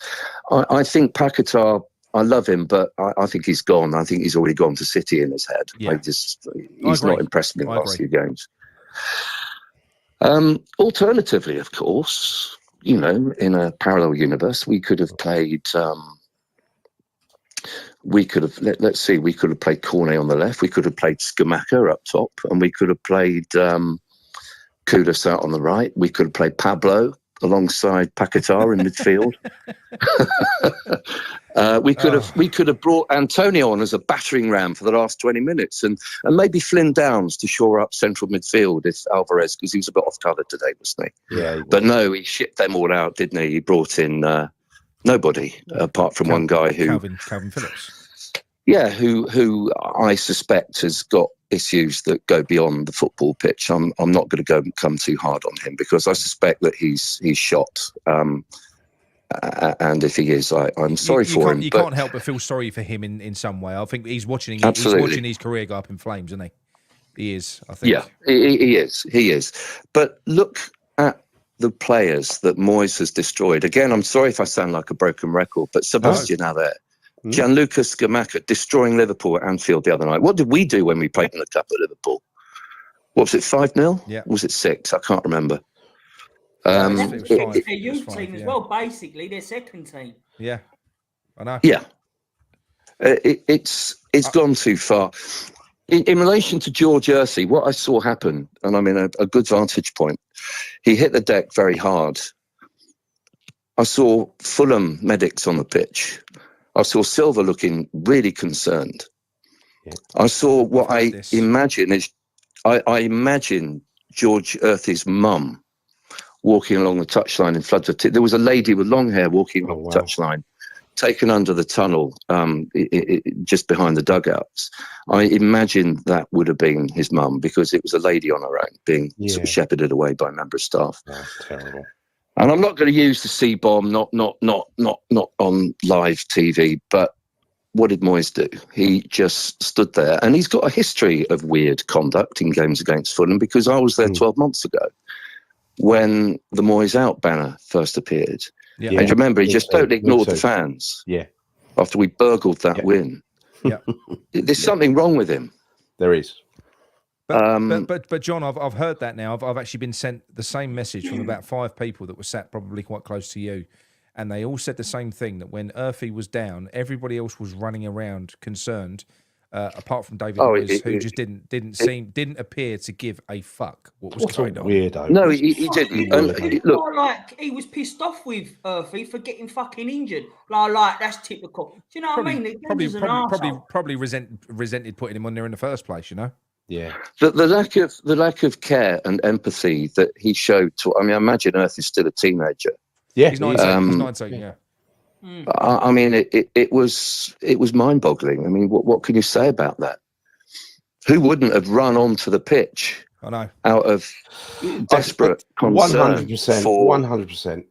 So is that right? So Silva and his medical staff were active. They were kind of they were sort of flapping Silva didn't run onto the pitch, but he looked visibly concerned. I'm sure that Fulham medics ran onto the pitch. There are a lot of people surrounding Ursi as he was lying on the ground. It went on for a very long time. I get it. You know, a section of the Fulham fans did disgrace themselves. That chanting was, but that's on their conscience. I'm not going to get into that. Yeah. I only want to talk about Moyes. I think there are moments in a manager's career that are turning points in their own particular histories. Moyes got very close to it at Craven Cottage last year when he ignored the fans after we, as I say, we burgled that win, didn't we? One of the most awful performances I saw. A deflected goal. He should not be allowed to get away with his total disregard for the welfare of a teenager on a pitch in front of 60,000 people. That should never be forgotten and never be forgiven. I hope that this grows and builds, because he must not be forgiven for that. It was disgusting. And I want him out of this club. But the stories of his conduct, mind-blowing. But the story of his conduct towards members of staff, players. I mean, they stretch back as far as Alex Crowell. You know, we've heard the story about Alex Crowell being completely ignored. A young kid coming over from another country. You know, completely new. He hasn't got his family around him, and he just wanted some kind of encouragement from his new manager. He reported that he was going into his car after training, crying his eyes out. You know, the guy's a fucking monster. He is. He really is. He really is, and that is you've just blown my mind, John. I honestly, the way he spoke in the fucking post-match interview, it was as if he was a concerned parent, fucking saying about Urfi and everything else. It clearly just been given an update. Yeah. And of course, there's always an alibi, isn't there? There's always a diversion that Moyes can focus on to detract from his own shortcomings as a manager. He said, we didn't have our shooting boots on today. Well, what does that mean? Yeah, I know. What does that mean? I know. He took advantage of the Urfi thing in the interview as a bit of a deflection tactic, didn't he, as well? He did. I've seen it now, he did. He's Mr. Cliche, isn't he? He's Mr. Cliche. Yeah. No, there's always something. Yeah, but that's actually that goes beyond football. That gives you an even more of an insight into the ugly human nature of this bastard, to be quite honest, because that's what he is. You know. Mm. And but going back to what you said earlier on, when you was giving kind of your criteria for what you want our next manager to be, John, and I think it's similar to what you were saying, Gary. When you look at what Klopp did for Liverpool, and it isn't just the football and everything else, it's his personality. One man can galvanise a club if it's the right person. One man can, and it's just somebody that tries to understand the club, show some love for it, show some love for the fans. Apparently, the first thing that Klopp did when he arrived in the city was he went out for beers in Liverpool, which he did quite regularly with some of the with the fans. He actually was driving around in his car. He endeared himself to the fans. He was driving around in his car, and there was a load of old Scousers playing Lawn Green Bowls, and he stopped and he got out and he spent the afternoon with them. That's the sort of thing he did. Yeah, it's amazing. It's beautiful, and a manager should have respect for the fans, even if they don't mean it. They should fake it. You know what I mean? You've got to build a bond with the fans. Otherwise, you just end up dividing the fans. But what sort of person do you have to be? Why wouldn't you want to be loved? Well, I don't know, but he's, you know, what he's done at the moment is he's completely split our fan base down the middle. It's horrendous what's going on, because I don't know.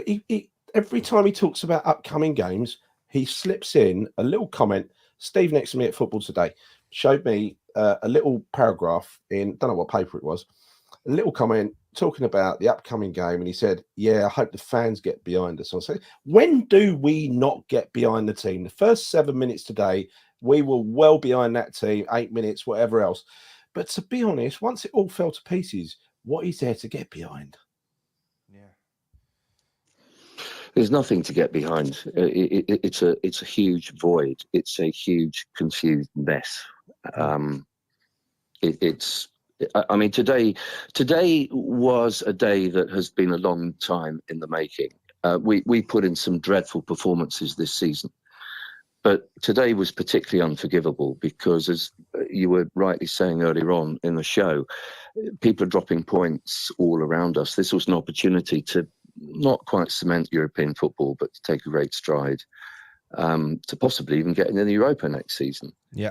And he could have shown, he could have mixed it up. He could have brought some fresh energy. I do not understand why he doesn't give Cornet a starting position. Just to try it, you know, if it's not going to work, all right, take him off. But how must he have felt when he was brought on only because a teenager got injured? I mean, how humiliating for the guy. He cost £17 million. Another example of the criminal waste of money that Moyes has allowed on his watch. And talking waste of money, what the fuck is Sullivan doing? Oh. I cannot stand it. You know, Sullivan's lucky because Moyes is his fall guy. As far as I'm concerned, Sullivan has got sort of command responsibility for all of this. This is on his watch. What does he care? What are his goals? What is his ambition? What does he want? Because if he wanted West Ham to be a trophy-winning side, surely he would have done something. I mean, what? I just don't understand. He must have been in constant consultation with Tim Steidten since he's been in, and you can't tell me that Tim hasn't given Sullivan the heads up that this man isn't right. He will have been telling him the whole way through that this guy is he's restricting our chance of progress. He is. That's what he's doing. Absolutely. You know. Well, I think one of you said. Sorry to interrupt. I think one of you said earlier on, perhaps, and one can only hope that this is true. He's literally a dead man walking because we have got someone lined up who can't join us until the summer. But if that is the plan, he better join us pretty damn soon. I don't know when Moyes' contract runs out. I imagine it's the 1st of June.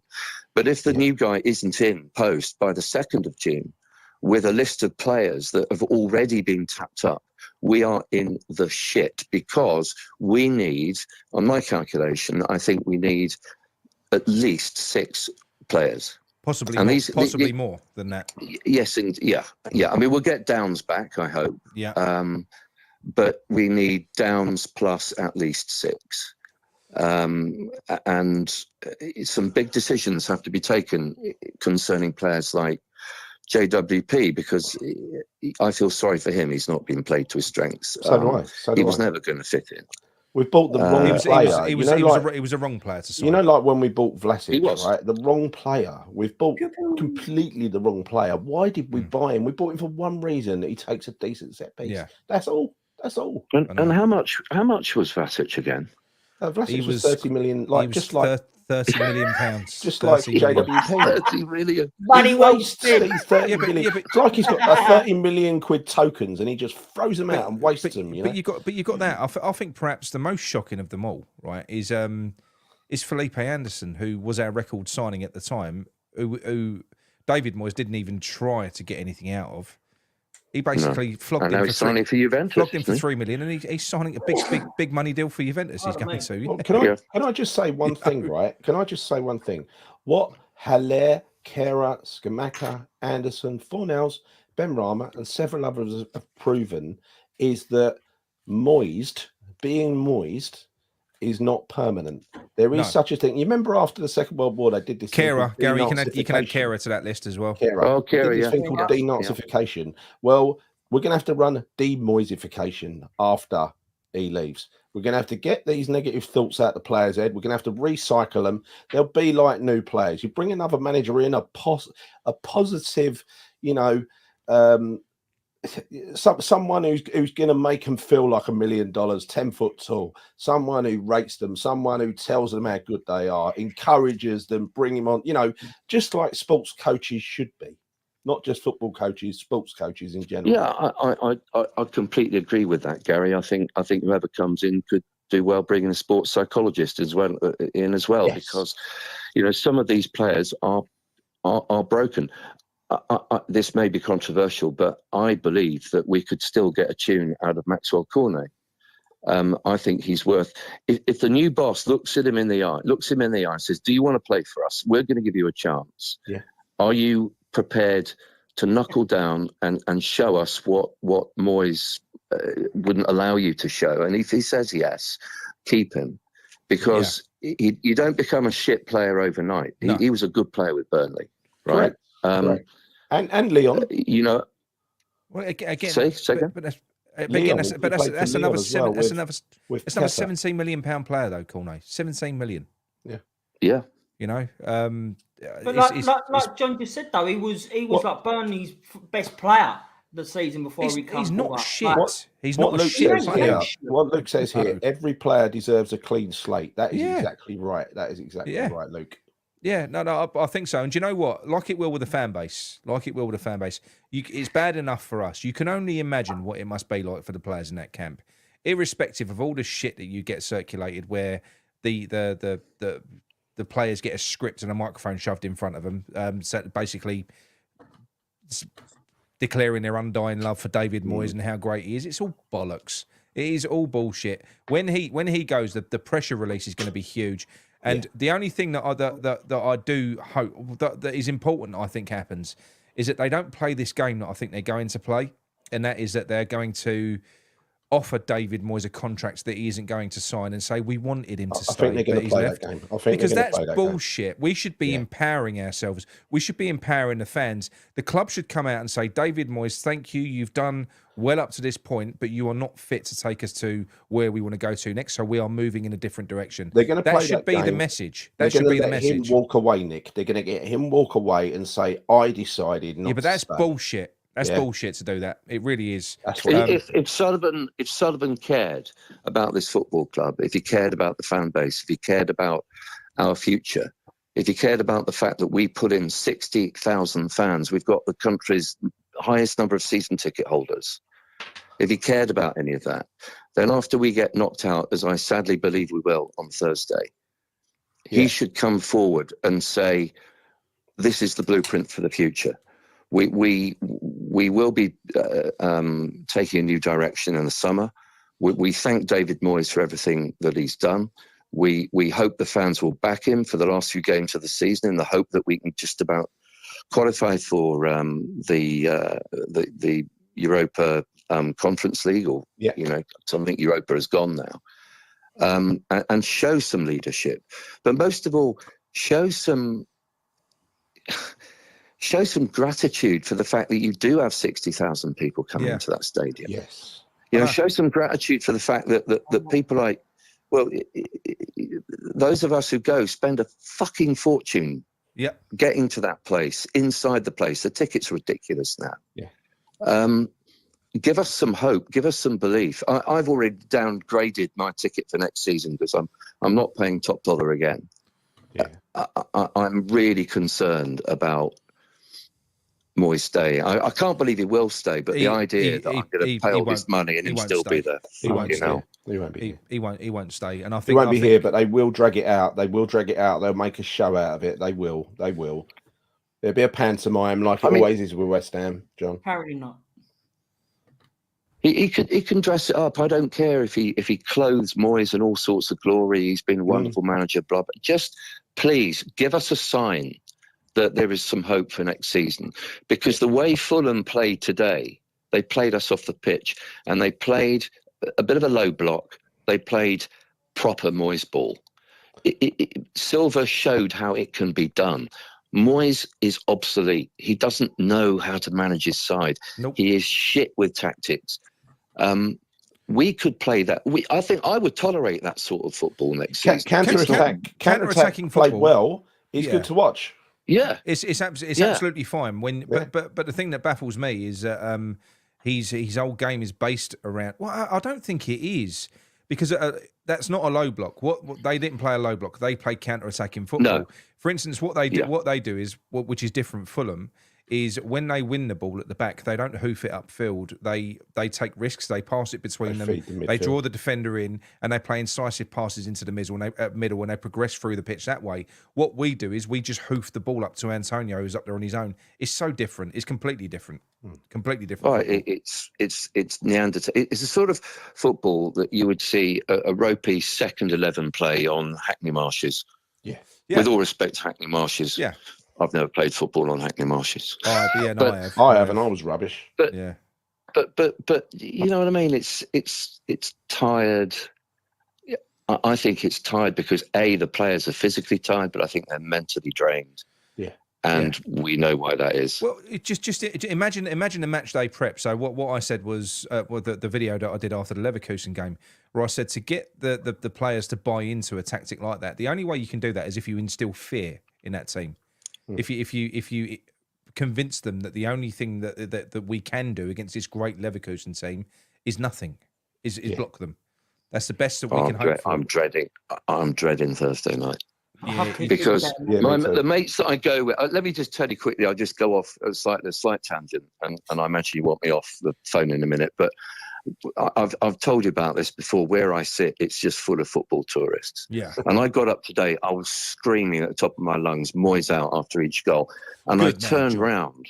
And John, you're positioned quite close to sort of Sullivan and Moyes as well, aren't you? Yeah. Well, this is what I did. So I'm screaming Moyes out. Yeah. And he's about 20 rows in front of me. Then behind me, there's only one row. Then there's a great big void. And next is Sullivan and that lot up behind me. Yeah. And I remember at one point just turning in blind rage, and I saw Brady with her sunglasses, with her legs crossed, and in her armchair, like she was sort of sitting on the beach somewhere. And there's Sullivan with his diminutive son, who's even shorter than he is, and I just screamed up at them, "Fucking do something!" Yeah, brilliant, John. And again, I got all these people looking at me like, "Oh, he's on a day out from the loony bin." That bloke. Yeah. It's heartbreaking. Nobody cares there where I sit, That is good work, it though, does John. my That head is good work. That is good work. Absolutely. Well, I was hoping I wasn't going to get ejected. No. But anyway, John, we've got 3 other callers lined up. So thank you very much. Before you do go, I'm going to play you out to your little video. One second. John, you're joining us for the Liverpool game, aren't you? Yeah, I'm looking forward to that, Gary, in the Bobby Moore. Yeah. Yeah. we'll get in Yeah. touch beforehand. Yeah, so I'm going to say You could play my advert now. I'm going to play your advert. I'm going to play So John lives around the corner from the Kent and Sussex Tea and Coffee Company. Oh, I do. So I do. Did you get yours delivered, John, or did you go and knock on the shutters? I did. I got it within 48 hours. But Oh, I tell you what, they need to buck their ideas up because I rang them saying I want the Coppa di Canio one because he's my hero, but they never got back to me. So they might be out because it's me that's supplying them, and I've only given them a certain amount. So all right. Yeah, so that's Blame Nick again. I will replenish stock. I think You're still part of the supply chain. Well, no, I have to purchase them, have them sent there, and then they handle everything. You're still part of the supply chain. Unfortunately, yeah. Yeah. I ain't got bottomless pockets. I can only buy so many mugs. You're going to run the VT then, Nick? I'm going to run the VT. John, thank you very much. Fantastic call as always. Thanks, John. Yeah, talk to you soon. Cheers, mate. See you later. Bye-bye. Cheers. Right, and this is John's little advert that he sent me.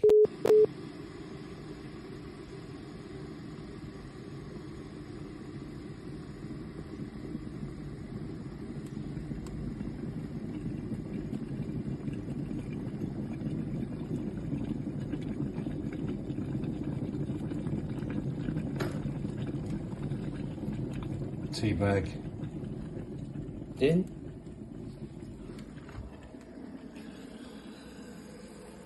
Moyes out. Go on, you irons. Oh, you Iron. Very good, stuff. very Yeah. good. Right, let's go. You're ready for this. That's a great call. Do you know what? And it's shocking though that when you hear the detail in that though with around Earthy, and he's actually disgusting. Honestly, It's disgusting. I was hanging on John's every word. I there hope because Nolly thought that weren't was listening just, to that. I'll tell you because he's that going to is be just even one of the angrier. worst things. That is one of the worst things I've heard Moyes do. Right. No. And I've heard some bad things. That's right. I thought the same thing to be fair. I've actually had two of those kettles. I had them in Yeah, black of course you have. and worn them out. You got one in each shed. I had a Smeg kettle and a toaster. I've got a toaster. I've got a toaster. No, but the toaster packed up. It only lasted about No, the fucking toaster's 4 brilliant. weeks. The kettle didn't last very long. The lid wouldn't pop up anymore. I had two of them. Oh, you got a smug, not a smeg. Right, Yeah, okay. smug. Yeah. I've got one from Northfield Market. I got a smug.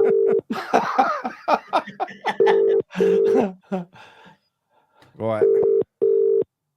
Moyes is a smeg. Yeah. Come on, Nolly.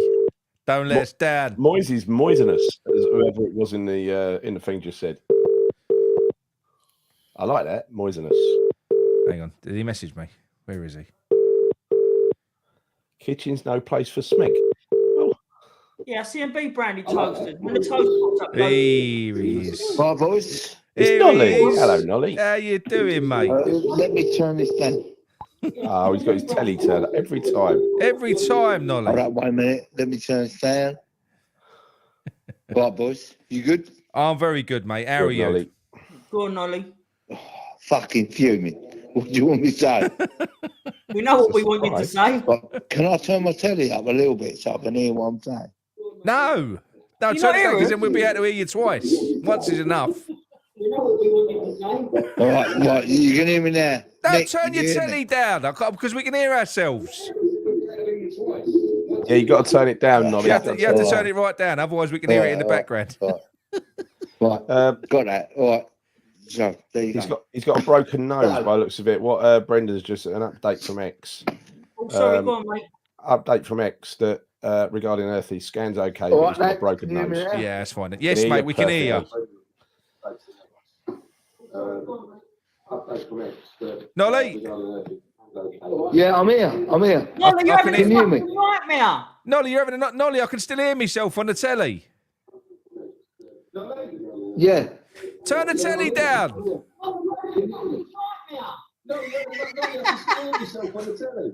What have I got to do? Turn your telly down. So turn it. Turn it right off. Then I Turn it right can't at the fucking volume hear box. you. You can't. You hear me on the phone? It's a phone call. Oh, this is great live, isn't it? This is Hang great on. live. Oh yeah, I'll do that. Right, Nolly, can you hear me now? All right, mate. Yeah. All right, That's all right, better. all right. That's better. Hey. Fucking hell. How many beers you had today, Nolly? Fucking hell. What a few. What a few. I cooked for my girls, and then I fucking got on it, mate, after that result of day. Proper on it. Fair play, mate. Fair play. Come on, mate. Fucking go. Right.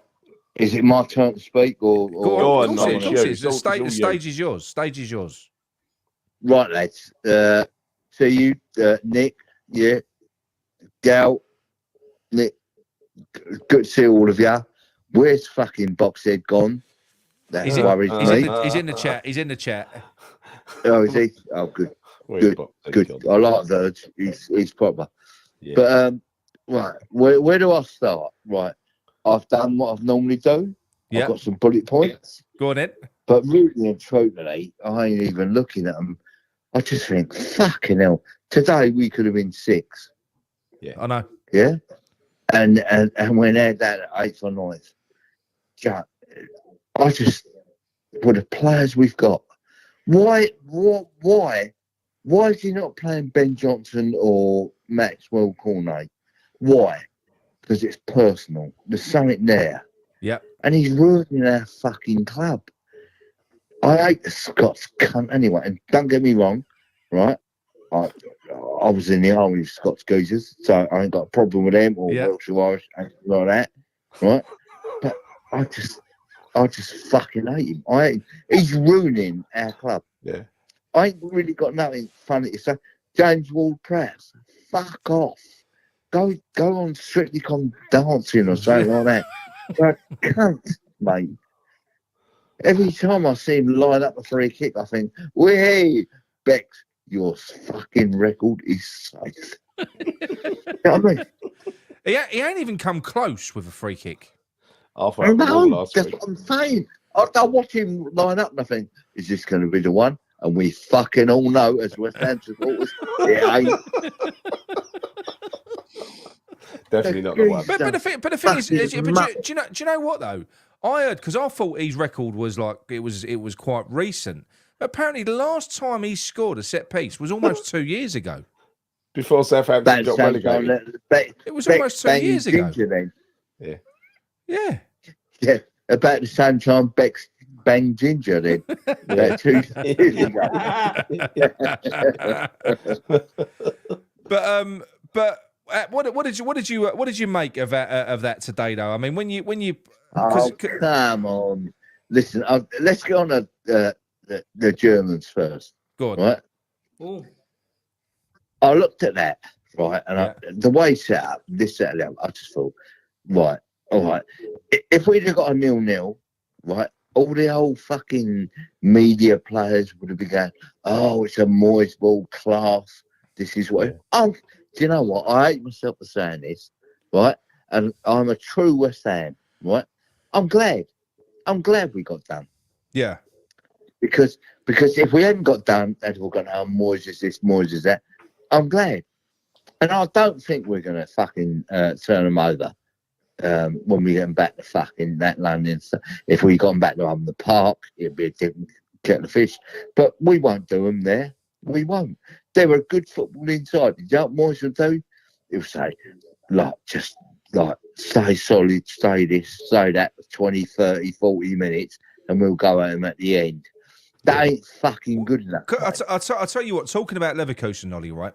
Do you know what I think he's going to do? Bearing in mind, we've got a 2-0 deficit to overturn. That would mean, really, if he wanted to give us half a chance, we'd come out the blocks and we'd have a go at him. I don't think he's not gonna happen. I don't think he's going to do it. Ain't gonna I don't happen, think bruv. he's going to do it. I think he's going to play conservatively because he's going to be terrified of getting a good defend, won't he? Yeah. Let's defend our 2-0 defeat. And see if we can get 2-2. The geezer's a fucking cunt. He is. Honestly, I fucking hate him, and I hate the way he sets up our team. We've got a really good fucking team. Yeah. Why is he not playing Cornet? He's smart, he's quick, he's on the deal, he gets offside now and again. Nobody knows. No. I know, Nick, I know. Right, because that fucking cunt holds a grudge. Skamaka, come on. Yeah. Yeah. Yeah. Well, look at him the other day. Look at him the other day. He's a really bad player, isn't he? Something's happened. I think Yeah. the minute one of them shows any form of dissent, Nolly, suggests even hints that they might not agree with one of his plans, I think that's it for them. Well, do you know? I can give you a little bit of an expose on the Skamaka thing. Right. So the Skamaka thing. Skamaka decided very early that he did not like David Moyes and his tactics and his way of doing things. We've got me and Skamaka have got a lot in common. No, but he decided very early. Now, I didn't know the extent of Skamaka's sort of mafioso connections that he's got. He's a dangerous man. His family are dangerous. Right? I don't care. No, but apparently, what I was told, because this is the only reason why we literally sanctioned a deal that meant that we lost like 10 million on him, is because what I was told was that when Skamaka says that he's leaving, he's fucking leaving. Apparently, he's leaving. So apparently, it was literally, Moyes, you're a cunt. I'm out of here. I'm gone, and I'm going now. I'm going. All right, yeah, that's fine, mate. Yeah, go on. Yeah, that's fine. Do you want to live? You want to live to the airport? No, but apparently that's true. Apparently he's got really nasty connections that helped force a move through. Yeah, I know. It's his family apparently on his dad's side. So, yeah. Come on, he's a fucking good striker. He was a good striker, right? But we don't play to have a striker, do we? No. We play this fucking stupid fucking, you've got to be like SAS fitness, up and down the left and right. Yeah. But it don't matter if you've got no fucking skill getting it in there. It's like getting a London to Glasgow in 2 minutes. Yeah. But when you get to Glasgow, it takes 5 hours to find out where the fucking hell you're going. You know what I mean? That is good, actually. Yeah. No. But look, it is. We're all exhausted by it. You are, Nolly. Yeah. You know. I mean, look, you've turned to drink for fuck's sake. Look what it's done to you. Do you know what I mean? It's mate. Listen, I didn't have to turn to drink. Right? It turned to me. Right. I was a good boy today, and I did the roast for the girl. Yeah. But as soon as they fucked off, I'm on it. Do you know, I ain't done and that the for reason years. I'm on it big time is because of fucking West Ham. They drive me mad. But you know what? I used to love a beer on a Sunday. That used to be a day I used to go out for a drink. Any of you used to done that? I used to like going out for a drink on a Sunday. Yeah. 4 years ago. I used to Nice love thing to doing do. that. In the early 20s, but I don't really hardly drink now, to be fair to you. Me Very neither, rarely. No, I do still at the moment. Yeah, unfortunately. Well, I've got to be honest, Micky. I don't care whether you drink or not, right? I just play football on Sunday morning and then get right on it. Yeah. Well, Nolly, I don't want to be disrespectful. I don't care if you drink or not either. Yeah. but the thing is, mate, I do think look, worst way.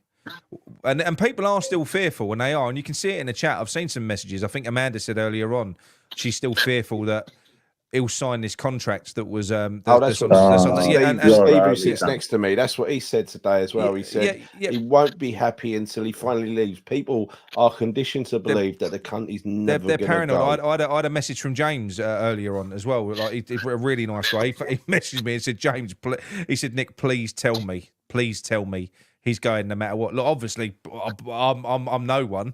I do speak to a few people that I trust. But I 100%, and I've been saying it for so long, that he's going to go. Even when things were going well, I was saying he's going to go. I've been saying that the whole way through.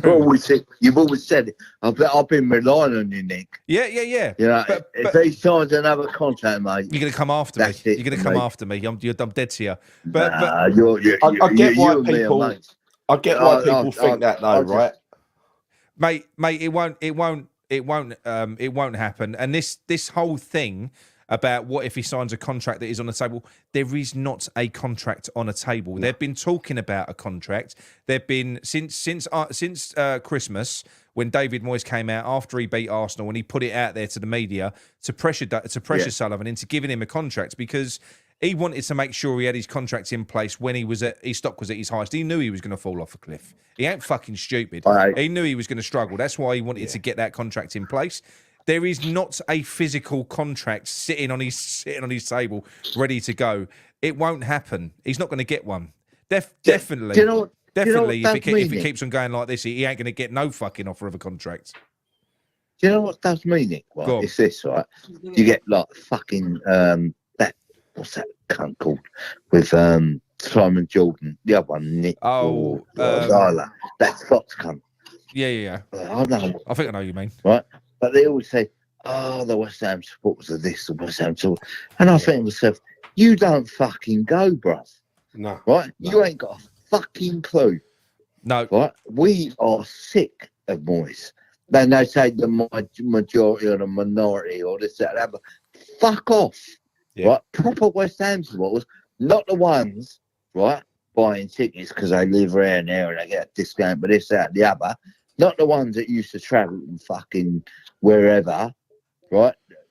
Like to go and stand the North Stand, the East Stand, this, that, the other, or the Chicken Run. They ain't got a fucking clue. No.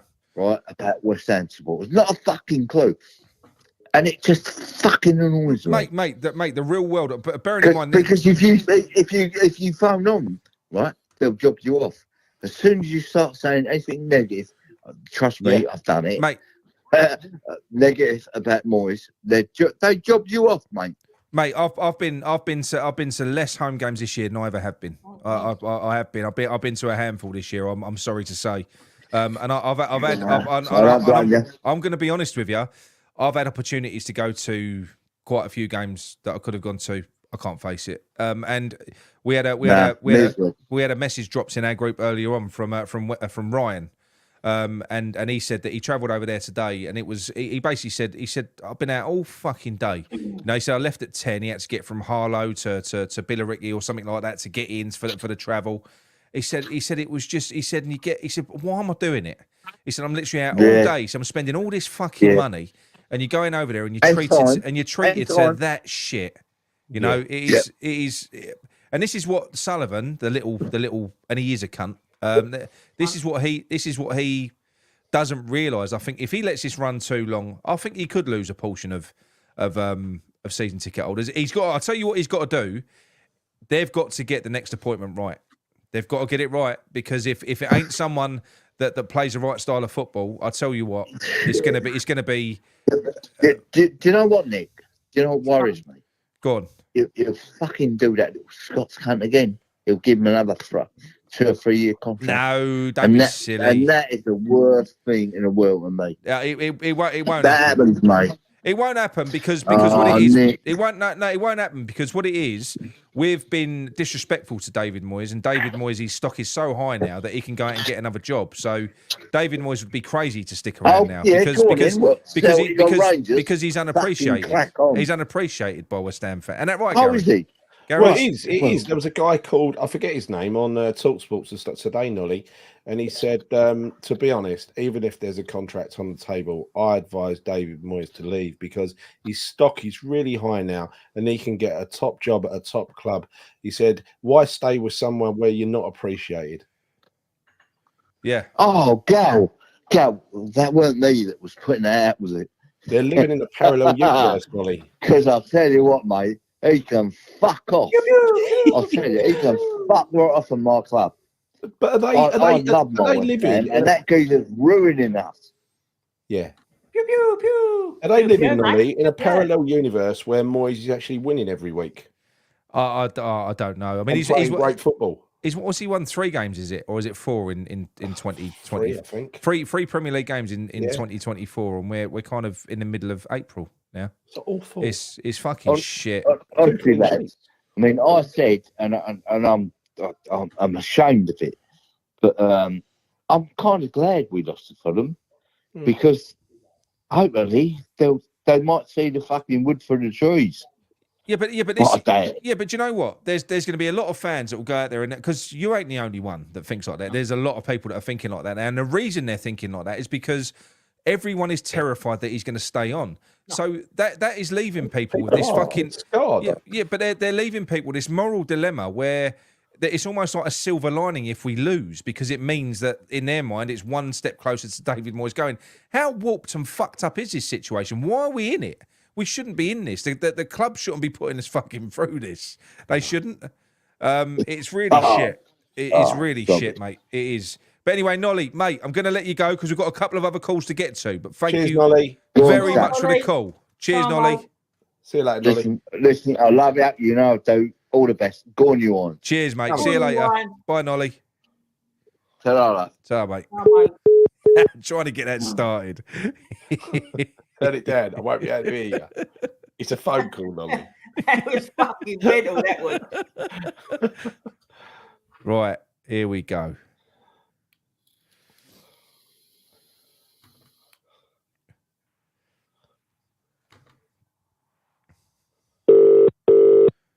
If we can get through, this is Scott's. Scott, This is Puffer the Postie, who's been on TalkSport as well in the past. Hey, how are you, Scott? How you doing? All right, mate. Yeah, I'm a bit tired tonight, as Micky would know. Got to get up early in the morning, so... what time you got to get I'm glad up? you rung me now. About 4:30. Oh, fucking hell, mate. Fucking hell. I know you said earlier on, mate, you didn't watch the game earlier, but just touching... No, that's what I said. You said about coming on. I haven't seen it, though, because I had people around in that, and I had to watch a bit of women's football, actually, but I think I fucking preferred it. Yeah, no, mate. I wish I watched that, to be fair to you, Scott. but just talking on the season as a whole, mate. I mean, what's been your take on it?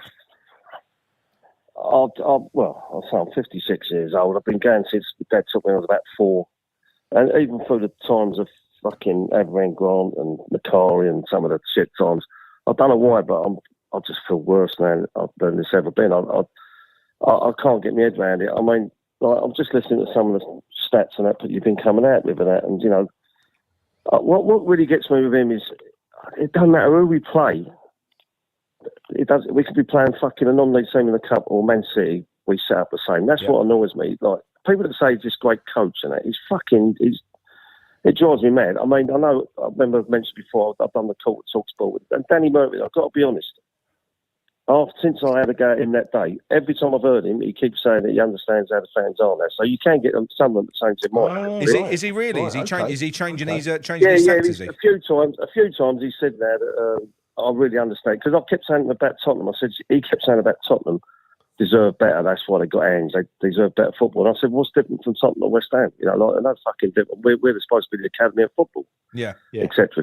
Over the years. But like, yeah, as I say, like today, I had Sky Sports News on what I was trying to keep up with it, and there was Clinton Morrison there and some other. I can't remember who he was. He kept saying the usual shit. Oh, you know, he's done so great. He could get a top job. You know, he should go and all that. And I'm sitting there and I actually tweeted up. I said, I'm listening to the same old bollocks again. I said, you cunts don't understand. You're not West Ham true fans. Anyone's a true West Ham fan wants this cunt out. I've been tweeting all day, 35 days. I think it is 35 days still today. And until that geezer goes, and I was around the pub was going to go last Thursday. Absolutely rammed in my local where I live now in Otley. And it drives you to drink. Right? I mean, that game last Thursday night. I was comparing it with when Barcelona played Chelsea in the second leg, and Mourinho went out there and defended the box. He said, you can go right down to the corner flag, but you ain't coming in that box. But the difference was we was letting them in the box. That's what I couldn't even understand. We were risking penalties because we literally was defending the 6-yard box. Yeah, we were. And you're sitting there and you're thinking, like, this team, the way it'll be to get something tonight is to go out there and try and hit them properly and attack. And what did we have? One shot, wasn't it? I mean, like, it's just, I feel sorry for everyone who's going over there Thursday night because the way I see it, he'll do exactly the same. If he can keep it 0-0 for about an hour, that he'll be absolutely fucking over the moon, and then he'll try and nick a goal, and then he'll say, we've done this, we've done it. He cannot change his system. That's the problem. He's not going to go out there. You've got no Paqueta. This is another thing. Paqueta on Twitter. I'm trying to fucking avoid Twitter. He's getting fucking slated by all these Moyes in-date old lickers. He's still saying he should go and this and that. Like, what fucking player on this planet who's got any talent can play football under this cunt? It fucking winds me up. If you had Kudos, Bowen and Paqueta in a team that played proper attacking football or like a counter attack, I mean, I was trying to think back. I actually did enjoy when Lingard first came. So I was thinking, Yeah, that was a good period. That was a good period. There was no fucking crowds there for a start. Yeah. So maybe there was less pressure. I don't know. And we generally had pace. And Lingard and Fornals. Remember that guy used to be brilliant. It was great counter-attacking football, Scott. Marine. It was really good counter-attack football. So, but like, that was. He would have still been playing low block then, but I just feel like we used to bang it out. Like we used to literally try and attack. I mean, I think when last time I was on here, the game I do remember is when we beat Man United 1-0 at home. On a Sunday night, I was out in fucking Athens for a gig. Yeah. And we was watching it out there, and we couldn't believe it. It was just, I still reckon that night the players just went, you know what, fuck what that cunt says. Let's go out there and press these bastards. Yeah. And even though we only won 1-0, it was a fucking super, really good display. We should have won one more. Yeah. But like these games now, one after the other, the Sheffield United away, it just drives you mad, doesn't it? You go there and Sheffield United had more possession of the game than they've had against any other team all season. You think, like, at the time we were supposed to be trying to, virtually go to the Champions League with all these fucking idiots on the TV. Well, do you know Sheffield? Touching on Sheffield United, right? I think it was on Gio's show because he put out a show last week where he said that Sheffield United are one of the worst Premier League teams in history. I'm sure that's what he said about Sheffield United in terms of their defensive stats and allowing the opposition into their box, basically touches in the box. We're just above them. We're in like second. We're just above them in second break in terms of allowing people. That's how deep we sit, allowing people into our box, and then we wonder why the defence is shot to pieces and why there's errors and why there's mistakes and stuff like that. The way he plays is so broken, and he's sold as this. Do you know what? If you're going to be a defensive manager, at least be good at it. He ain't fucking good at it. No, he ain't. No. But that's the other point, isn't it? Like you play low block, and people say at the day, we're tired. Well, who wouldn't be fucking tired if you sat around your box and you got teams having 25 plus shots every game?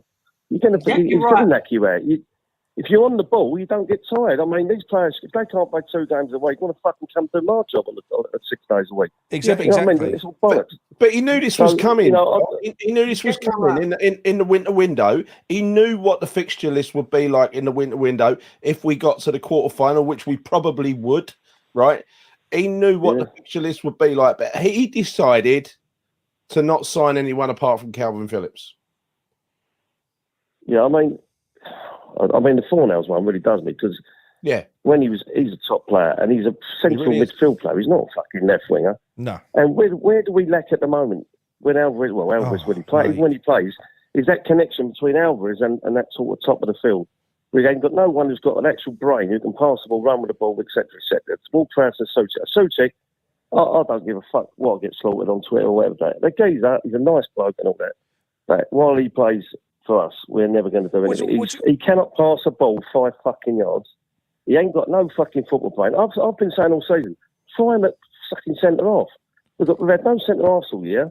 He's a great blocker in the box. He's great at the other end for corners. It's where he is half the time anyway, isn't it? He's in our own box. Yeah, just keep him out of that middle of the park. We're fucking useless. And like when I've got say today, Paqueta getting slagged off. Fuck me. What are these fans? What are we coming to now? I mean, it's all people that love this fucking cunt, Moyes. That's all it is. They just, they don't. I don't know. I don't understand it. And by the way, just to get a bit of humour in, Nick, my fucking my magic mug, what I bought off you, very one of the first ones. She sent me. I'm not allowed to use it now. I've got a crack in the handle. She says, "That's going to drop off." Oh, you're joking! So literally, no. So I'm put it up. I put it up on view now with the Moyes out showing. Obviously, good stuff. Good stuff. Obviously, I might have to get another one. Where would the entertainment have been? What would this season been about? The minimal bit of entertainment we've had this season has been from Kudus, Bowen, and Paqueta, right? Everything has come from them. A little bit from Antonio as well, but literally that is where the entertainment's come from this year. Where would it be without that? It'd just be such an empty season. This is a question I asked a little while ago, and I'll ask it again. Sorry, Scott, but I'll ask it again. What is Moyes' best attribute about him? Because they say he's a defensive manager, but he ain't that. We've let in loads of fucking goals. We're constantly under 2 clean pressure. sheets this year. I don't know what he fucking does. I don't know what he brings to the table. I really don't. Well, that's another thing. You just it fucking winds me up. He's a complete narcissist. Massively. I try not to watch any interviews at all. If we are doing anything well, it's I. You'll never hear him say we. It's I. Fucking I. That's a bugbear he carries, that one. If we are shit, he does what no good manager ever does, and he actually slags off players. Yeah. Like it's all fucking players. It's never him. Fucking never him. I always remember one call on your show that I think it was a coloured bloke, and I think he's American or something, and he said he saw him he was coming out of his flat one day, and he said he was around, I don't know, somewhere up Ferry Wolf way. Oh, I remember him, yeah. And he went up to him, and ever since that day, I keep thinking, I'd just love to fucking walk past him one day and just tell him what I fucking think of the cunt. I don't think I want to hit him. The only one I want to hit if I see him is probably Steve Khan. I'd like to go up to him and fucking say what I think to him. You know, he's one of them people that you want to go up and say, I'm a genuine fan. This is what we fucking really think. Well, do you know what? I genuinely would, and I mean it as well, wholeheartedly. Like you, I wouldn't go up and start swinging hands at him, but I would give him a piece of my mind, and I wouldn't be brutal with it. I'd probably be quite cold and strip him apart. To be quite honest, I would. I'd be very honest to his face. To be quite honest, I would do. Yeah. But going back to what you said about Moyes moaning about you sort of in press conferences and stuff like that. He said something today as well, and he always does it, right? And you go back to the Leverkusen game. It was the Kudus one. You know, if we'd have scored that chance, then you know it would have been a different game. This week, the Antonio one. If we'd have scored that chance, it would have been a different game. But you know something, when you play football like Leverkusen, right? It took them ages to score. You have to sometimes create chance after chance after chance after chance before you get through. You have to keep chipping away. The same as Fulham did. How many chances did they miss before they got their second? You don't just create one. If you look at fucking Haaland for Man City, he's missed more chances than any fucker, but they keep on putting more on the plate for him. Yeah. The fact of the matter is, we are like this. Oh, Antonio missed that chance because that was the only fucking chance in the game. That should never be the case. You shouldn't design your whole game plan around creating 1, 2 or 3 chances and you've got to score them or you're fucked. It should be around chance creation all game long. Trying to score. Sometimes that's how it is. You come up against defensive teams that are trying to stop you. You've got to keep on trying to craft ways of getting through them. But that's another thing. That's like when I what you just said there about what you just said there remind me about what I was thinking about players that leave. Why is it? Is it something that's written? You know what Sutherland's like? He's probably got all these things written in contract, but no one really has come out and slagged that cunt off. Benny has a little bit. Yeah, but they do it in a clever way. It doesn't. It's not direct like he's a cunt. Basically, I hated the style. You don't. But like, I just want someone to come out and say the fucking truth. Maybe when he goes, you know, because I can't believe any footballer. If you're forward and attacking minded, you can't stand playing for him. If you're a defender, you can't stand playing because you just fucking overrun every game. The only one that probably enjoys playing for him is the fucking goalkeeper because when I played a bit in goal when I was in youth days and that, I used to enjoy playing on a shit team because you used to see like you're saving loads of the ball and all that. Yeah. Whatever, because he sees more of the fucking ball than anyone, Ariola. I mean, he's been like, if it weren't for Ariola, we'd probably be in a fucking relegation. Ariola, and also we're lucky we got Fabs as well. We've got 2 great keepers. Because I mean, Fabs was at it again today. But the other one as well. But you said about Fornells, and you know, and you also referenced the Lingard era, which was good counter-attacking football. Do you know how important Fornells was to that? Because what Fornells does when you stick him in the middle, if you lot can remember. What Fornells does is he doesn't hold on to the ball. He moves it forward fucking quickly. So when you're playing counter-attacking football, he's got that ability to sort of... He knows the pass he's going to play before he's even got the ball, and he plays these quick one-touch passes. He used to spring a lot of our counter-attacks, Fornells. He was so important. He was a forward passer, forward-thinking, and Moyes sucked the fucking life out of him. He really, really did. I can't stand him. And you got that. You was talking about being light in midfield. What about Downs? Look at what Downs is doing this year. Yeah, but Nick, Fornells was replaced by Ward-Prowse. First game of the season, Bournemouth away, Fornals gave a solid 7 performance. He played really well in the centre and midfield, right? Yeah. He played in his natural position for one of the very few times his time at West Ham. The following game, Ward-Prowse arrived, and on that day, Fornals was abolished out of the inner core of the players. He was very upset about it, and that's why he demanded to leave. Yeah, no, I know. Yeah, I mean, as I say, going back to that era when Lingard was in there, like 2 players. If you say to me, when that era was doing really well, the 2 players that always stick out in my mind was Lingard and Fornals. Yeah, Fornals was always. Fornals was arriving when Lingard would go down the wing or whatever. It'd be always Fornals at the edge of the box, scoring goals. Yeah. Where's that player gone? He's gone to Spain. I haven't seen him play, but I keep hearing he's enjoying his football now. Even Benny and that. They all leave West Ham. Well, we know Scamacca the other night, fucking Ella. Mate, they all go, and they all seem to do well. So they leave this cunt. Mate, do you know, we because most West Ham fans loved Pablo Fornals because he's just, I think he embraced West Ham. I think he loved the club. He did. And do you know what? It's so nice when you watch. I've watched a few games now for him for Betis. I didn't see the one where he scored actually, but I watched a few of the others where he didn't score, but he's still so influential in the game.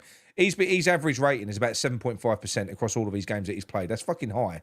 Yeah. He's been playing so well. But you know what, mate? Do you know he's playing with a smile on his face? He is. He's enjoying his football. It's nice to see. You don't see when you look at that, and then you look at what we're seeing now.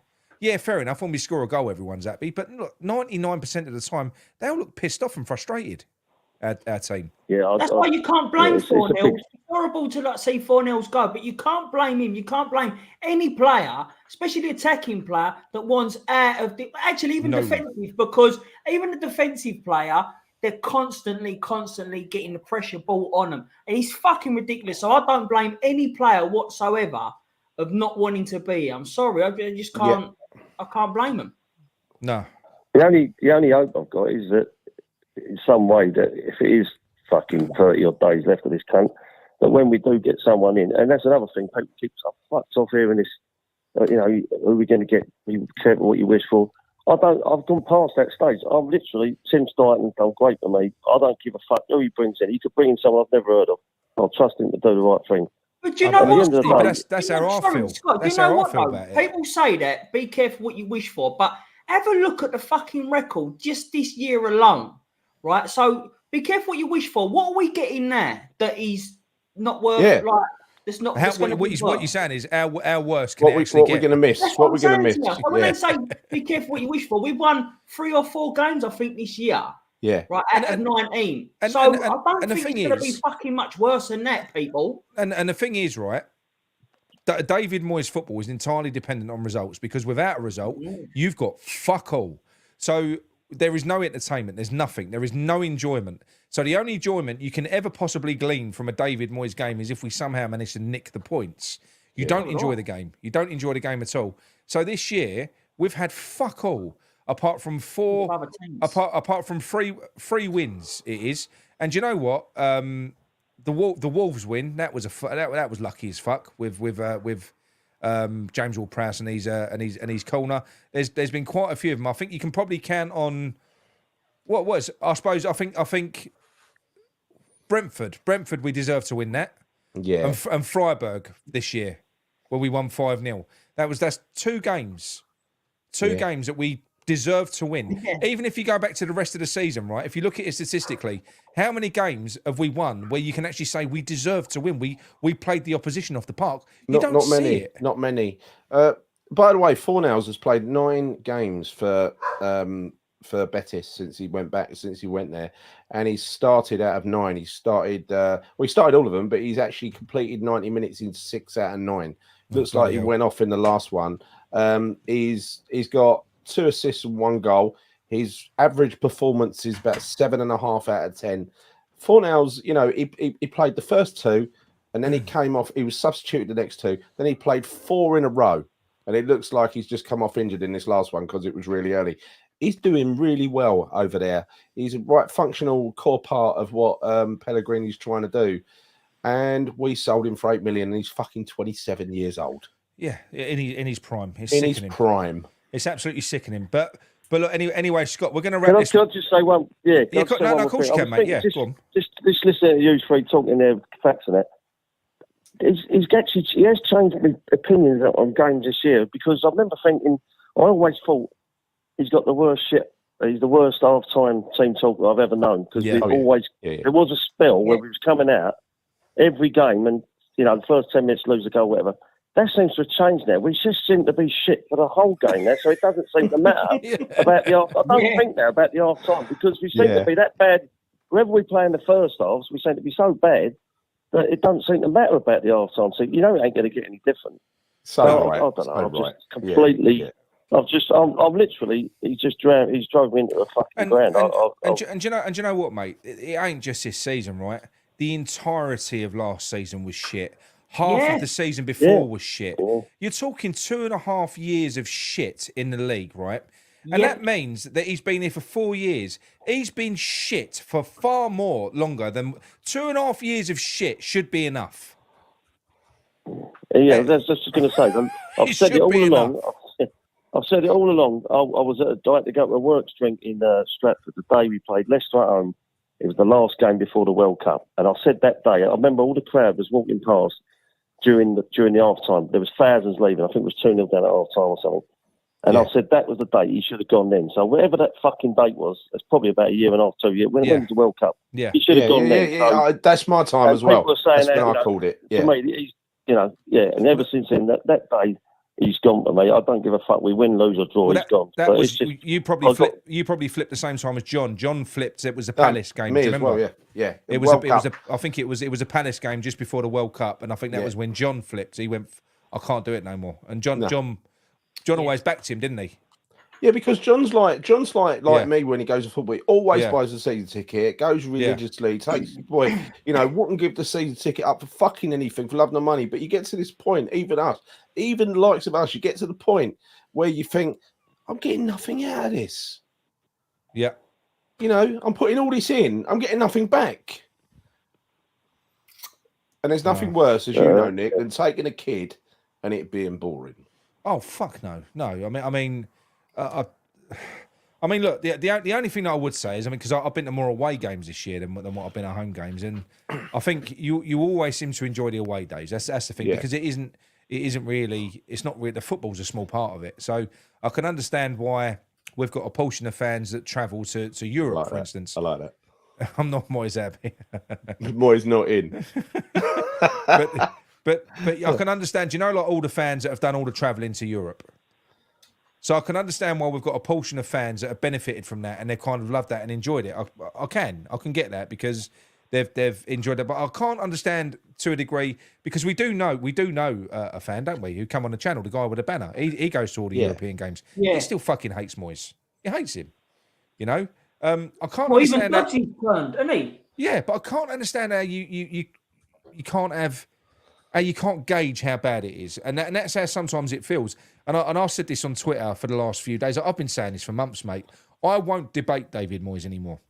I won't. I'm done debating it with people that want to come on and give reasons, because I am sorry. I've got nothing more to say. There's nothing to debate. I've got nothing more to say to these people. If they are not, if they are not already convinced, if David Moyes is not convinced them, I'm not going to be able to. So it's a pointless debate. They're a lost cause. Well, it ain't a debate. It ain't a debate. As far as we're concerned, it's done. It's finished, right? Nick, the geezer on Twitter, because I know Nick and Gail read your message. There's a geezer on there, I can't remember his handle, something like Euro, something West Ham. Oh, I don't follow none of them, but their fucking messages still come up on my screen. Yeah. And even today, he was putting something like, we were 6 before the game, but now 8, we're still in Europe. What are people moaning about? And you're like, what fucking planet are you on? Like, what? Don't you watch the games? This is the thing. They don't care. That's the thing. They don't care. They're all fucking. I swear, it's like an ego thing or something from like. They care about where we are in the table, or it's bragging rights. It's about bragging rights. That's exactly what it is. But it's bollocks, because we just never brought up like that. And they can fuck off. A lot of them. Like, to be fair to you, I'm having enough of them Twitter lot. I've had enough of it. But anyway, Scott, that was a lovely chat. Anyway, cheers. Make sure, Scott, won't be your last one either. I'm going to make sure I get you on again. Work tomorrow. And you, mate, have a good one. Top man. Cheers, Scott. Ta-da, mate. Ta-da, mate. Right. Now, let's see if we can get hold of the other Scott. Go on, Scott. Night, Amanda. Is she got a bed? Nah, not yet. Who sent her a Good bed night, this time? Amanda. It's sent her a Scott's bed. coming Sent on, her a so bed. you know what's going to She happen. likes to be sent to bed.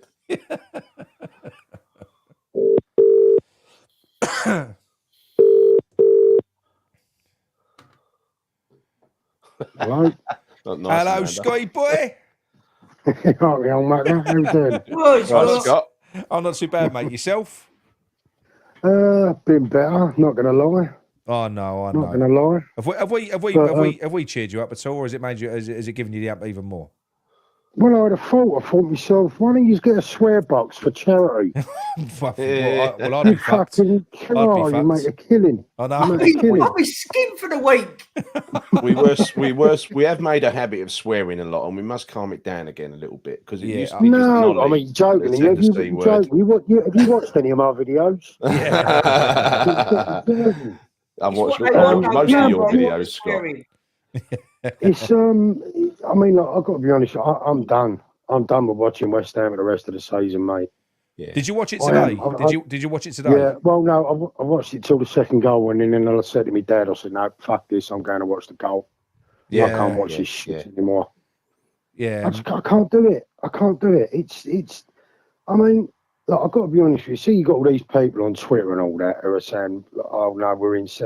I think they've got to be fake accounts just trying to get something out of you. I think so. You know, I think they are. I think some of them are run by the club. Those accounts, Scott. I think, yeah, there's part of that. I think they're opposition fans winding West Ham fans up, and I think a lot of them. I think some of them, I'm convinced, are run by the club. I can't prove it, but I was given a little bit of evidence once, which leads me to believe that.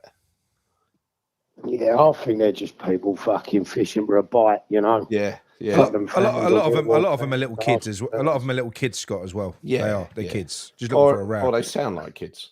Yeah. Oh, You've got people like Dougie here and that as well saying he's shit being seventh. Dougie. you always got to be controversial on these things, but it's not about where we see him, mate. It's how we're there. I mean, this fair to you, we've got the other teams to thank. So they keep fucking it up.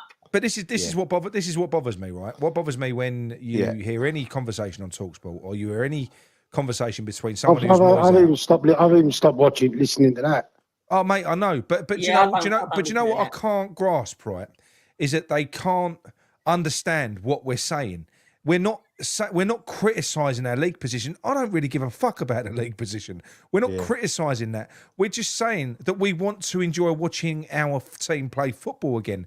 Yeah, but I don't understand what's so hard to understand. It's not unreasonable. It's not an unreasonable ask, is it? To be entertained. No, I mean they're meant to be neutral. They're meant to be neutral football professional pundits or people on the radio and all that. They're not. They've got an agenda. They're meant to be professional and have an open view and have a, to give the public and the people that listen to the sports fans that listen to the station a true reflection of what's going on. And they don't. They just fucking waffle absolute garbage. Yeah. You know why though? You know why though? A lot of them. You remember when Gary Neville and Jamie Carragher, for instance, just to use two examples, when they first came onto Sky Sports, they were brilliant. And you know why? They used to do their homework and spend ages analysing data and doing. So they turn up really informed. And for a while, Gary, they were impartial. Yes, they were really informed on every team, right? And now they know the square root of fuck all about everybody because now they're just casual, taking it for granted. They got their comfy slippers on. We've mastered this. We don't have to try anymore. And that's what a lot of them are like. So but this is what they do. I mean, you'll have Gary Neville commentating on a Man United game. Yeah. You'll have Carragher commentating on a Liverpool game. Yeah. Yeah. Do you know what I mean? I mean, Carragher's had to pull the line since he fucking gobbed in that bird's face, isn't he? Yeah, do you know what fucks me off with Carragher? Whenever Carragher's on TV, it could be Tottenham versus. I can't stand his voice. He's another fucking Robbie Savage. He does mind him. But what annoys me with them shows is when you watch a Sunday the Sky Sports ones, it could be Tottenham versus fucking Arsenal, but they'll spend half hour talking about Liverpool. Yeah. No, that's right. We could be getting ready to watch West Ham, and he starts in half an hour, and then with 15 minutes to go, they're still talking about fucking Man U. You're thinking it's fucking West Ham show, right? Yeah, because they know there's fuck all about us they can talk about. Because they don't know exactly. No. They haven't done their fucking... That's probably true, what you're saying there. That's true. Yeah. I reckon they have nothing to say. They've got nothing to add. No. They've got nothing to add. Well, they haven't, because they don't really watch us. All they do is look at the league, like you said, the teletext supporters, look at the league and see results and go, oh, he's done a brilliant job at West Ham, and fuck off. It ain't at West Ham. It ain't at West Ham. They do the cliche. Yeah. They go at the football club. It's not like they've got to do a lot of background work. Just take the last 10 games... Yeah. Look at the fucking percentage of possession. Look at the goals on each other's goals for, goals. And you can see, fucking hell, what's happening here? They're getting pummeled every week. You know? Do you reckon there's this thing, Scott, there's this thing. It seems to be a common trend now for commentators to want to fill every second of available audio, right? Whereas back in the day, when you had John Motson, Brian Moore and people like that, they just... What a beautiful pass from so-and-so. And then they'd sit back and wait for something to happen. Now, there's a trend, especially, and I hate to say this, but it's true, with the female commentators, to just jabber all the way through. And then when they're not jabbering, the co-commentators jabbering, and they just completely fucking fill. They chew up the whole audio. Dead spots. Yeah, No. And you ain't got to talk all the time. I totally agree, because I've been watching games, and I'll be sitting here with my dad, and I go, what the fuck are these two talking about? Yeah. They'll be talking about something that's got fuck all to do with football sometimes. Yeah, I know. Like, you're meant to be commentating on a fucking game. Yeah. Oh, it's a joke. But I wanted to go back to something you said earlier, Gal, about, like you were saying how people don't, season ticket holders, like you haven't been going, Nick, have you? No. And some of you haven't been going. But I remember, Gal, you said something the other day about, but that's what they want. Yeah. Because if they don't go, they resell them and they earn more fucking money. Oh, yeah. Well, that's right. What they've done is they've changed the legislation now. So say you've got a season ticket, Scott, and say, you know, it's your seat, you bought it, you paid for it, that's your seat. But what they're saying now is if you don't use your seat, they can revoke your season ticket. What they want you to do is if you can't go... For 7 games. They want you to sell your season ticket back for what you paid for it, which is a minimal amount compared to what the ticket is worth, but they'll sell it for the full amount. So that they're honest, they're wankers, absolute wankers. They are. It is terrible, honestly, mate. Since we left up, that broke my fucking heart. Yeah, leaving now. Yeah, absolutely broke my heart leaving now. Well, especially you being in just round the corner and all. Well, it was a 5-minute walk from my house, literally. Well, not 5 minutes, but it was a nice walk. Yeah, everyone's walking up there. Like the dads are walking up there with their sons. Yeah, they've all got their little scarves on, all by the programs when you get near the bowling. You know, it was a fucking day, man. It was a great day out. But the only good thing, because I was lucky, because the first game I ever went to, my dad took me. It was, I think it might have even been a testimonial. I can't remember. It was against Tottenham. We had Phil Parks in goal, Alan Devonshire, Bonds, brilliant. You know, it was quality. Yeah. And we beat them 2-1, right? And the last game I went to at Upton Park, I managed to get tickets, and I took my dad to watch Tottenham, and we beat them 1-0. Oh, lovely. Brilliant. That's always a fucking good one, that, isn't it? Yeah. Yeah, we beat them 1-0. Oh, mate. Oh, mate. But I tell you what, it's been a hard slog though, isn't it, this season? And you know, this is I've said time and time again, Scott. And we're not going to get too deep into this, sort of being on air and stuff like that. But I've always said that West Ham is a working class club, right? It's always provided a facility, a function in a working class society. It's somewhere where people who have got fucking tough lives, they can go. It's their release. They can go. They can watch the fucking team. And for a minute, we just want to. All we want from our club and our players is to have a go. Yeah, exactly. Exactly. Fucking have a go, mate. We don't mind if you lose. We know you give 100% on that pitch. You left it on that pitch. We'll clap you off. We don't give a fuck. That's it. But you've got to give 100%, and we are giving nothing because of that cunt. No. And by have a It's go, just- you mean by have a go, Scott? You mean as well be committed and try and win the game, right? Yeah, Yeah. of course. Well, Yeah, have of a go at the opposition. No Yeah. guts, no glory. You That know, sort I of thing. don't, yeah, not Yeah. just going out there like headless fucking chickens. Yeah. Of course Yeah. not. I mean, have the right. I mean, Moyes hasn't got any tactics. He hasn't got. I mean, there is nothing that bloke does in our football club that is Yeah. positive. Oh, Nothing across the fucking board.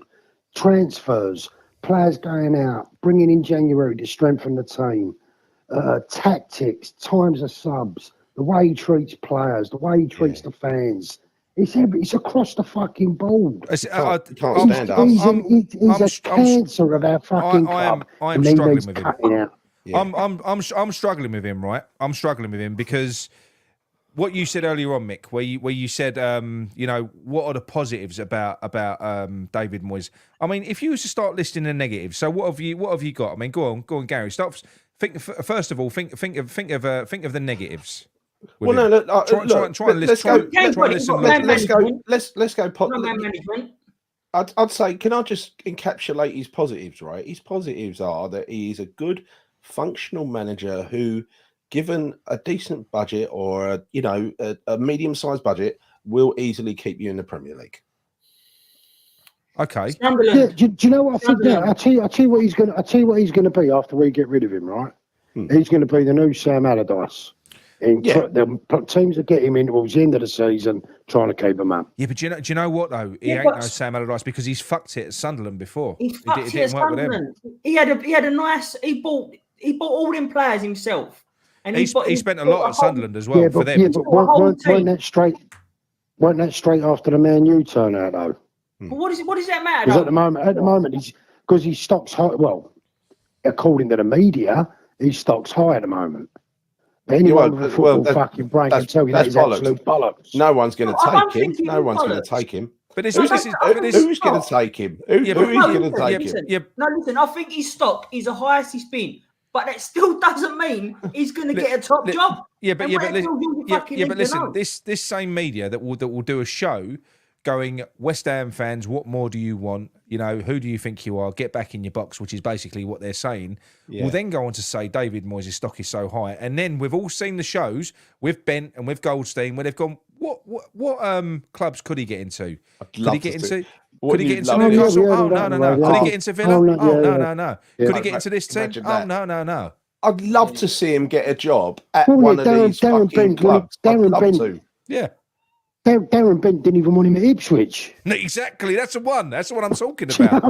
That clip. Yeah. Please let him turn up at one of their clubs and then let's see what they've got to say. Yeah, but look, what people have got to understand is as well is, look, once that fucking wrinkled-faced cunt's fucked off, once we've got a shot of him, right? Hey, nice, Scott. I mean, he's got an head like an old man's bollock, hasn't he? He has. Right? Once we get shot of him, right, people have got to be patient because what I do not want us to do is get a shitload of players in at the same time because he don't work. You've seen clubs do it over the years. It just doesn't fucking work. But because of the situation that Moyes has left us in, Scott, we've got to do that this summer. We've got to get a shitload. No, but look, I mean, I think it was you said earlier, Gal, about we should have done better than 7th with his squad. Yes. Right. Now, the way I look at it, the way I look at it is, right, we've got Bowen, Kudas, Paqueta, and Antonio, who's been out for most of the season. Yeah. Right? Yeah. Then we've got fuck me, I forgot his name, the left back. Emerson. Yeah. Right? I've got to be honest, you could pretty much replace it. Once the new manager comes in, I think the rest of them are going.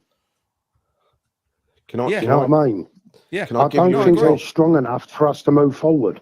No, I agree. And I don't think if we can get the manager in early, have a chat with Kudas, have a chat with Paqueta, say, look, give us another year, watch what happens. We're going to be investing. This is where we're going. Moyes is fucking gone. You two are going to have free reign. You're going to be getting forward. We're going to be playing the football you want to play. Just give us another fucking chance. All right? A good manager, Scott. But this Paqueta deal might not go through yet because that gambling thing ain't been finalised yet. Scott, I firmly believe I firmly believe that a good manager can do exactly what you just said, right? They will have the presence, the big character, Yeah. the people who can make them believe, right? You know, that's what they want. They want someone to put an arm around and say, "You are the center of my universe in this team," right? And that is, you know, there are managers who can do that. The one I'll tell you who was one of the greatest managers, even though we didn't like him, Sam Allardyce. People loved playing for Sam Allardyce. The more you hear about Sam from ex-players, the more you realise he was actually loved by his players. Yeah, he was loved. Yeah. He was loved by his players, yeah. Yeah, they thought he was fucking I brilliant. mean, look, he was known as the long ball man when he won. Yeah. He never did that at Bolton. He never did that at Bolton. Yeah, No. I know. When he had he had JJ Kocher and all them, didn't he? That's what I'm saying. He had fucking, what was he, the French striker he had and all? Yeah, but do you know what? But this is where people talk about the styles. Do you know what? I don't think Allardyce. I didn't like Allardyce's style, but I don't think his style was as bad as this, and he didn't have anywhere near the players. He wanted to score goals. Now. He always signed strikers. He signed functional Sacco. He signed Carroll. He knew, and then he didn't only sign strikers. He got his players to play crosses in for the strikers. Right? It's very simple and basic. But Moyes doesn't even do that. Certain players' strengths. He played the players' strengths. That's what he did. Yeah. But I still want that fucking big head back. I mean, he was a dodgy redneck, wasn't he? He was. He dodgy was. dealings, but he always got fucking caught. Yeah, I know. I think the only difference between him and Redknapp. I'll tell you what, he's got 100% England record though. He was only managed one game, didn't he? And then got done. That's how much of a prick he was. I know. Gets the England job and tries to earn extra money out of it. I'll tell you what, I'm going to ask you all the question now, though. So I think it's quite clear in terms of West Ham's most hated manager prior to David Moyes, it was Sam Allardyce, hands down. Yeah, without a doubt. Who is your most? Evan Grant was up there and all. I don't think he was more irrelevant. He was more irrelevant. I pitied him. I didn't hate him.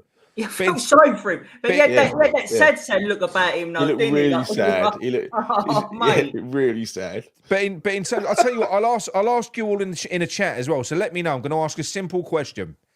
Who do you hate more now, Allardyce or Moyes? Moyes. Oh, this is a good one. Do a poll. I was on the phone to Micky earlier. I'll do a poll. There's only one other person I hate more than Moyes, and that's Sadiq Khan. Yeah. Him and his fucking. They're two faces I could put on a punch bag and never get bored of punching. Right, this says it a lot, you're right. And this ain't agenda like what people say that we might have or something. It really ain't that. I've got an agenda. But you got to remember, right? I have. Now, people know the story about I don't go there because of me and my dad's season ticket. Right now, my dad passed away under the era of Sam Allardyce, right? Yeah. And it was because of the way he was playing football. It was when I turned around and said, "You mind us not going?" Because it was boring, right? It was boring football. Now, by that logic or by that reason, I should be really Big Sam hating more than Moyes because he might have robbed. Of course, that thing, right? So you get it, but that ain't it. That ain't the case for me. He's still Moyes. He's still Moyes. Exactly. Who I fucking want out more, and that's me being totally honest. I know what I should be. I'll tell you what, Doddsy. What Moyes has done that no other manager has managed to do is that he has sucked the fundamental footprint of what makes West Ham West Ham. Yeah. He has sucked everything out of that club and just fucking stumped on it. God, this is because he don't give a fuck. This is overwhelmingly Moyes, and there's quite a few votes going in there as well. 92%. Doddsy, I've got to say, Doddsy. I mean, you remember, obviously the Prague thing because we're talking about Prague versus winning the championship playoff final, right? They're Allardyce won that, and he won the thingy. There is an agenda. The conference league, right? I don't. For me. Sorry, was an agenda for what? Sorry, you're getting me. No, he said there absolutely is an agenda. There is. I'll tell you what. I'll go one step further. It's not a fucking agenda. It's a mission. It's a mission statement. I want that fucker out, and I'm not scared to say it. I've been saying it the whole way through. Yeah. It's not. I'll tell you what. It isn't. It isn't a hidden agenda. No, and it ain't a channel agenda. It's a personal agenda from me. It's a personal agenda from you, and it's personal from Micky as well. And it was personal from John, right? That is just we don't sit down and have a meeting and say the channel is going to be anti-Moyes. We all do our own thing. No, we argued independently. Before you all flipped, we used to argue about this on a weekly basis. I know. But that's what I'm saying about the agenda. It's not like we sit there and go, right, we're going to fuck him over. For me, no, there ain't a channel agenda, no. For me, it's more of a genuine opinion, like an honest opinion, rather than an agenda. Because if it just ain't that for me. The reason why I say Moyes over Sam Allardyce is because even under Sam Allardyce, even the fans was still all together, right? So he was universally hated, if you like.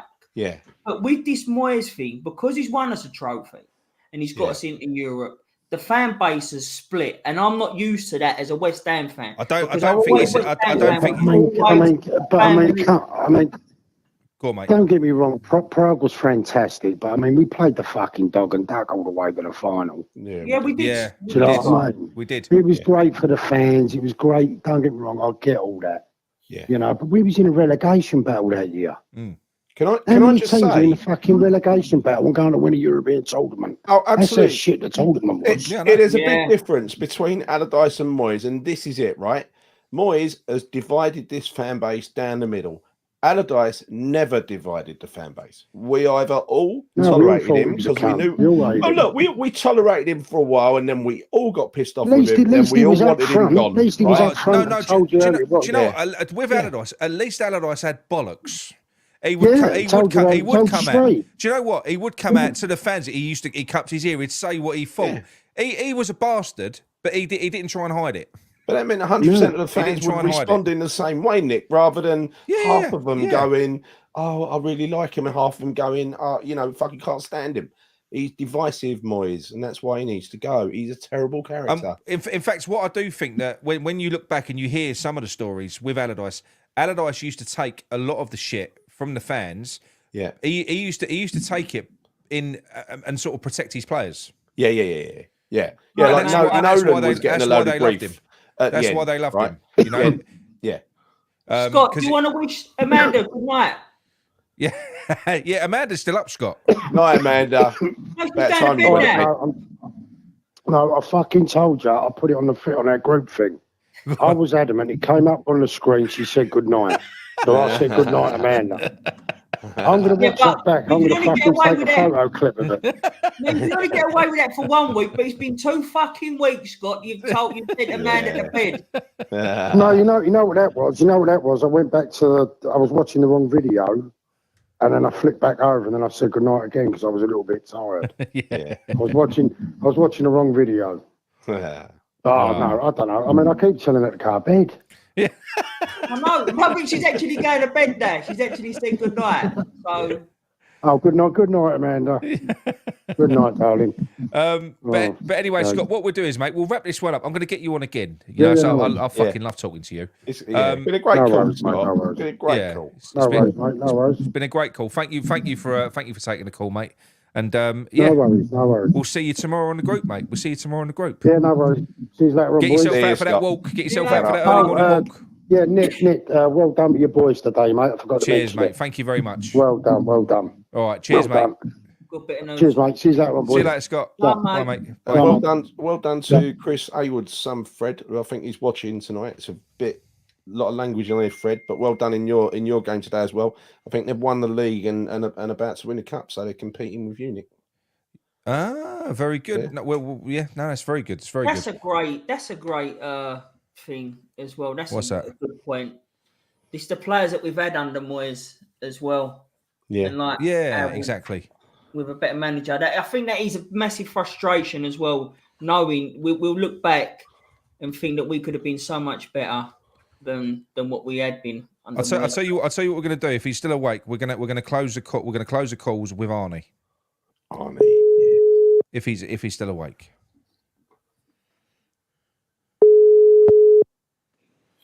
Hello, Arnie. How are you, mate? Good, Arnie. Hey, how's it going? How's it going? Mate. Are you good? Yeah, Not well, Arnie. Not well. All good. Do you know what? Tonight I'm starting to feel better. This has been quite therapeutic tonight. I've enjoyed the show. It's been good. Yeah. It's been good. Yeah, that's what this show does. We get pissed off watching football, then we get better talking about football. Exactly. It should really be the other way around, but that's how it is now. Exactly. It should be the other way around, really, but it's not. What did you make of that travesty today, mate? Like, I'm sad to say, but as much I can't stand Moyes, but now I'm starting to look at the players a bit the same. We just like a lot of our players just make bad decisions. It was the same thing on Thursday. Yeah. Like Paqueta has lost his mojo against Leverkusen on Thursday. Right before he got the yellow card, he should just have passed the ball up the sideline to Kudus, who had made the run, and Antonio. But it's just like, I'm really afraid for the rest of the season. I think we're done now. There's no really point in playing. I know the games have to be played, but it's just pathetic to look at. There's nothing. There's no intensity. It's just shit. It is shit. But if you think back to last season, right, a similar thing happened. So you get these little bursts from a David Moyes team where they galvanise and they come out and they look good for a couple of games and they're energised.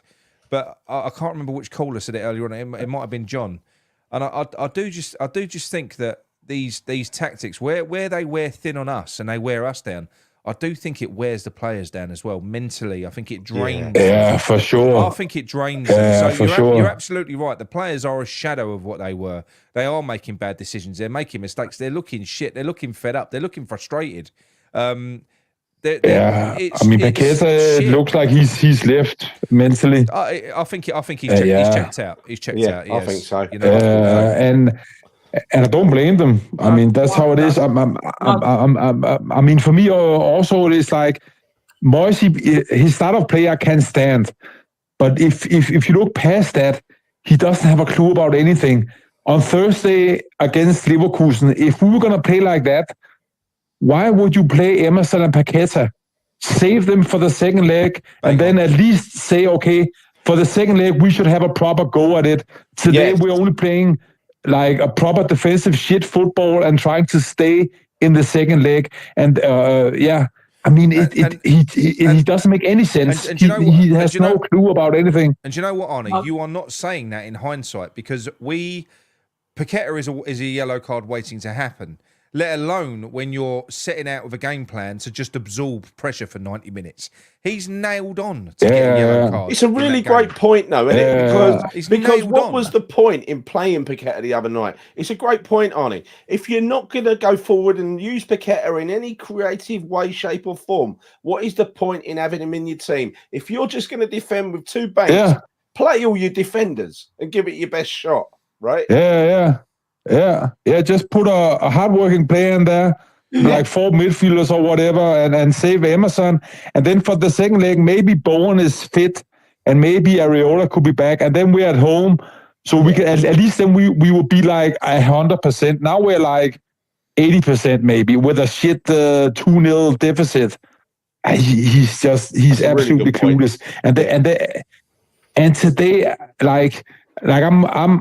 I was watching the game at my brother-in-law, my sister's, because it was my sister's birthday, and my brother-in-law is Arsenal supporter, but they lost as well, so like that was kind of fun. But but when we were watching the West Ham game,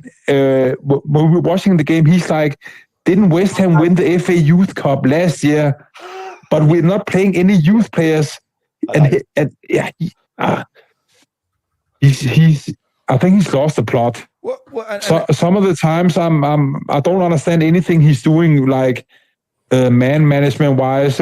If we're already down 2-0, save players, take them off, save them for Thursday. Yeah, I know. But do you know what? He's kind of his own making. Now he's arrived at a situation now where he's stuck between a rock and a hard place, because he has backed himself into a corner now.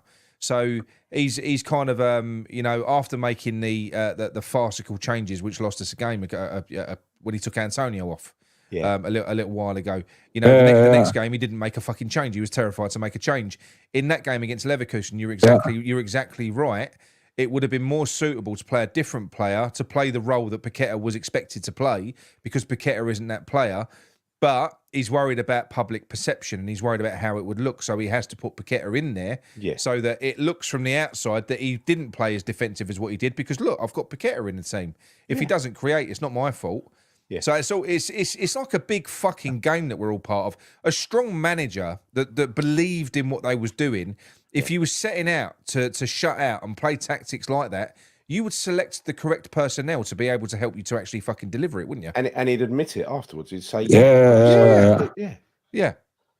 But he doesn't. He lies. And also, like for me, I know our squad is not as good, but it's a little bit like, let's say you have a car that you haven't used for 10 years and it's just standing in the garage. Yeah. You still have a car. You just didn't take care of it. So a player like Danny Ings, he's a Premier League quality striker. Just because we doesn't use him doesn't mean that he doesn't have the quality. The same with Cornet and Ben Johnson. All these players, they're good players, but of course, if you don't use them, then they're just gonna fade away. Yes, they need to be demoised. That's what needs to happen to them. Yeah. They do. Yeah, they do. And I mean, the only positive thing is there's only 6 games left. I'm gonna celebrate like when the season is over and he's not here anymore. I'm gonna celebrate the same way as when we won the Conference League. It's gonna be so fucking amazing. Just like I can't wait for Tim Staden to have like a proper off season where the new manager comes in and he can just pick and choose players and all this other stuff. It's gonna be so amazing. Mate, I don't need. You're exactly right, because when you think about it, we can't. I actually can't imagine what it's going to feel like to be excited about a transfer window, to be excited about what's going. Because, like I said earlier on, all the players that we're apparently linked with at the minute, I don't give a fuck, because all I care about is David Moyes. But 100%, what I'm going to feel when David Moyes goes, that's all going to be gone, and I'm just going to be excited about what's next. You know, the next manager. You know, the next rebuild. It's going to be like a fresh fucking start. Yeah. And I don't care where that journey takes me. Yeah. I need a change. This is toxic, what we're in at the moment. We need a change. It's got to happen. I can't wait for it, and it can't come soon enough for me. This going to be the longest 30-odd days ever. I'm telling you, it really is. Yeah. But the good thing is, then also for me, can I just say, Arnie, the good thing is, after the last game of the season, the whistle blows. If they do play out this show of letting Moyes leave of his own accord, it won't really matter, because one thing we will never have to put up with ever again is another pre-match interview, post-match interview, or people on the radio talking about how brilliant he's done or anything like that. Right? That'll be it. It'll be over. It'll be gone. Yeah. And you know what? He will be a distant memory. Even the media will forget about him like that once it's no longer news. Absolutely. He'll be gone. He'll be gone. There'll be no more talk of Moyes and West Ham and everything else. The only thing that you'll get for a certain period is if, when this new manager comes in with the new rebuild and we struggle at the start, all the little Moyes in wet wipes will be piping up on Twitter for a little while. But that will soon go. It will soon fade away. It will.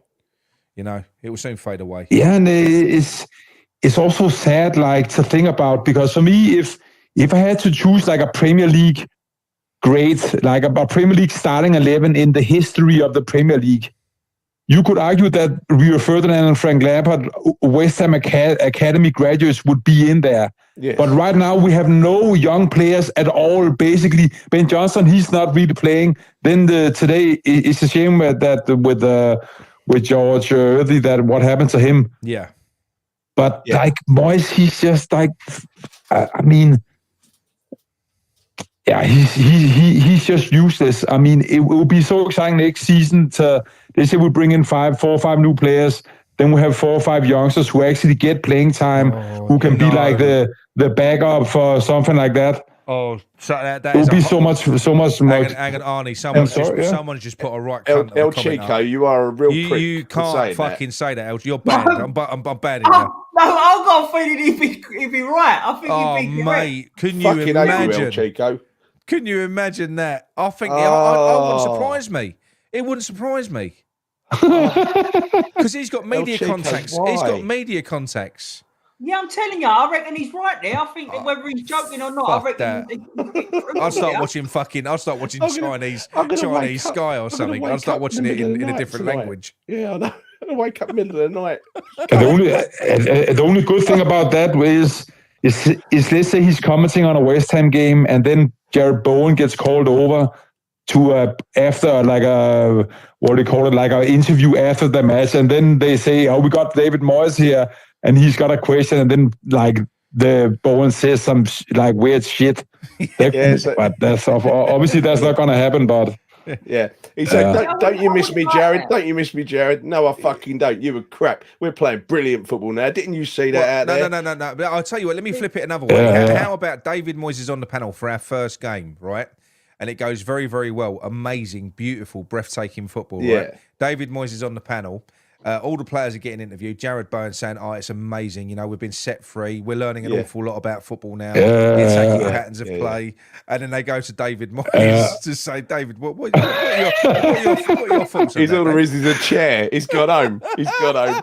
No, he won't be there. He goes, "Well, I've got West Ham in Europe 3 years running. I won them a European Cup. That's what I've done." Can you believe it? West Ham, a champion, a European trophy. That's why I was saying this. Look, someone saying about, imagine Thursday we go 3-0 down, the stadium would be half empty. I hope that don't happen. I want people to stay there and fucking go at him. Do you know what I mean? I don't want him to be thinking, "Oh, he's doing all right." Oh, Mr. West Hammer, Ham look, one of three managers to ever win a trophy with West Ham. Mr. Hammer, those cunts at Sky introduce him as West Ham legend David Moyes. Let's just hope he gets another job and he fucks it up, and that's the end of him. Yeah, right? He needs to get another job after us. I want him to get in somewhere. Crystal Palace, he's coming for you. Yeah. He's coming for you. No, that no. What's his name? Up now, but even for Thursday, for me, I would say, okay, the first 20 or 30 minutes, we need to go for it. And if we go down 1-0, just throw the game. Just say, fuck it. Yeah. Swap out players, save them for the rest of the season. But at least then for like 20 or 30 minutes, we say, okay, if we go 1-0 up, then we can see what happens. Instead of this, he's playing defensive shit football for 70 minutes, wasting the players' energy, and then we're probably going to lose anyway. Yeah. But then at least go for it for 20 or 30 minutes, see what happens. And if we go down 1-0, okay, at least we win for it. But he's not going to do that because he doesn't have a clue about anything. Yeah. It's so tiring to watch. Absolutely, mate. Absolutely, it is. It is tiring to watch. It's tiring to watch, and I say it's tiring to talk about, but we never seem to tire of talking about it. But that's because that's. I'll tell you what, I would tire of talking about it, and I don't think I would have the energy to fight this battle again next year. Say, for instance, he got a new contract. No. I honestly don't think I'd have it in me. Couldn't go again. I don't think I'd have it in me. I think I'd be beat. I think I'd just go. I know you say it's boring talking about him, but that is West Ham right now. So we're only talking about West Ham, and he's a big, if not the biggest focal point of West Ham. And let's have it right. When we've won games, when I don't know where that last time was, we've come on here buzzing. I actually love doing a buzzing show. We were all up for it and really happy. I love all that. But at the moment, he's the vocal point. So even if you don't want to talk about him, you're always going to come back. Look, you can pussyfoot around it and not talk about the problem, but it's a massive fucking match of the day. Shearer just said, West Ham fans, be careful what you wish for. Get fucked, Shearer. I hope he goes to Newcastle next. That's because Newcastle fans, I'm sorry. He can say that shit. And most of those pundits are clueless. Yes. In management. And then when he went Newcastle, we fucked them up and got them relegated. So he can say that because he's a shitty bum as well. I would love Moyes to go to Newcastle. Love it. Actually, do you know what? I shouldn't say that because there are several lovely Newcastle fans that follow us. They do. Yeah, exactly. So, no, do you know what? It ain't against you. It's Shearer. It's only Shearer. Yeah, it's only Shearer. Do you know what? Newcastle and Villa fans, those two sets of fans, we have and there's an Everton fans as well that follow us. And you know what? They're fair because they think that we're fair, and we just speak because the they're truth and normal. stuff like Because that. they're good fans. They're normal fans of a normal team, right? So please don't think that we're it's just a select few cunts No, that it's get on not my to nerves, you. to be quite honest. Any ex-football player saying that be careful what we wish for. We want them to go to their team so they can be fucking pulling their own hair out. And Leeds fans. We've got Leeds fans as well. Yeah, that's right, John. What he means to say, Alan Shearer, is my PR agency, who also represents David Moyes, says, be careful what you wish for, West Ham fans. Yeah, that's it. Yeah, I know. Yes, I mean, did you see Villa today? They have a proper manager. In the first half, Arsenal were all over them. They should probably have been up. In the second half, then they come out, they change it. They let Arsenal come up and press. All of a sudden, they do the long balls up to what's his name, Watkins, who drops deep. Yeah. Like, that's a proper manager who actually knows what he's doing. Yeah, and the players follow it to a T, and they get the right result. Yeah, so that's fucking amazing management. He's so brilliant. Arsenal got they blew up. They blew up. It is the best thing. I mean, that's the one thing that I can take from this weekend. Yeah, is that Arsenal and Spurs have both. But I even worry about Liverpool now. Like they're fuck it up because they were shitting. No, not Liverpool. City are winning the league, mate. Yeah, City are winning the league. Arsenal blew up. Arsenal went to the top and they completely lost their fucking bottle and got rubbed 2-0 home to Aston Villa. Fucking gone, just like they did it last year. They got no staying power. And you can't afford to fucking lose in that title race at this stage. You can't lose. No, not now. You know. I mean, I told my brother-in-law if they don't win or while the game was going on, I told my brother-in-law if they don't win against Villa, it's done. Even a draw, because City are not going to drop points now. As soon as they go ahead, it's like a freight train. They just blow through everything. So Rice. That is done. Rice is already getting slagged off by Arsenal fans. Do you know that? They're already slagging him off. They're clueless. They're clueless. They really I'm sorry, sis. What question is Curtis asking? Curtis keeps asking, do we think Earthy is going to be playing against Leverkusen? I think we need to answer it. He's been answered. He won't because of he's got a broken nose and concussion protocols will stipulate, and I know this because I've done me badges. It's 2 weeks. It's 14 days. 14 days. So no, he won't be playing any football for 2 weeks. I knew that, and I hadn't done me badges.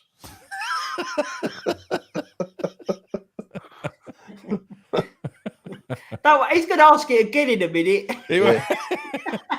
But look, that's brilliant news, though. It's brilliant news that all he's done is his nose has been spread all over his face like Charlie Magri. He's all right. Make him look a bit harder next time he comes out. But do you know what? That's another. Yeah, because it was a bit horrible to look at. It was bad. It was bad. But this goes back to the point earlier on, Arnie, and that was about the kids, right? And he's been shunning them all fucking year prior to Earthy's. So what we're up to now, 78 minutes, because it was 75 minutes before. So that's 78 minutes of Premier League football for our teenagers. Now, when you looked at Earthy, when he came on, you looked how lively he was. His link-up play with Paqueta, he wanted the ball, that enthusiasm. Do you know what? We could have done with this type of enthusiasm all year long, scattered. Just scattered in the team when we need to. Sprinkle it in. Sprinkle it in. Yeah. Do you know what I mean? It really could have benefited us and him. Fucking hell, Curtis. No, Curtis, he doesn't. No, you'll see him Thursday night. He'll be on. Yeah. He'll be playing. He'll be playing, yeah. Yeah. But anyway, Arnie. Go on, mate. No, but it was more like with the youngsters. I remember when we lost 6-0 to Arsenal, and I'm thinking like, okay, the game is done when we're down 3-0. Just swap out, put as many youngsters on as you can. Give them playing time. It doesn't matter. Of course, they don't like that we're losing, but they're gonna have a great memory of at least they got their debut against Arsenal, and then they get the experience. Like you say, slowly they can play 5-10 minutes here and there. Well, what it does, and then they can improve. Well, Gary can answer this because he was in the stadium. What it did for me, the game was dead. It was fucked. But Earthy coming on with 10 minutes to go. Everyone turned round and thought we've got something to watch. It gave me a bit of interest. I thought I'm going. Oh, Yeah. We ignored all the other subs when he came on. Massive round of applause. They clapped everything he did. It was something of interest to watch, right? From an otherwise dead game, right? The game was dead by then. But we got so much talent there, and I guarantee you, this is the best crop of youngsters that we've had since that last fucking Magic generation that wiped up, that cleaned up and won everything. Then it just pissed you off, though. Like the whole thing, the whole situation, Moyes' reaction. Like Moyes' reaction to when he got injured. I bet he was sitting there thinking, see, I fucking bring youth on and this happens. Fucking typical. Do you know what I mean? I bet that's what he's no, because it's all me. All he's thinking is, fuck, I've got to bring Cornet on. I hate Cornet. He was just stone cold. He didn't give a shit. Well, that was what John said earlier on. Like John's basically sitting in a dugout with these seats. By the way, this right, Tony Gale bigging up Moyes. Yeah, I heard it. He don't like Moyes. Yeah. We know that. We know this. We know this quite.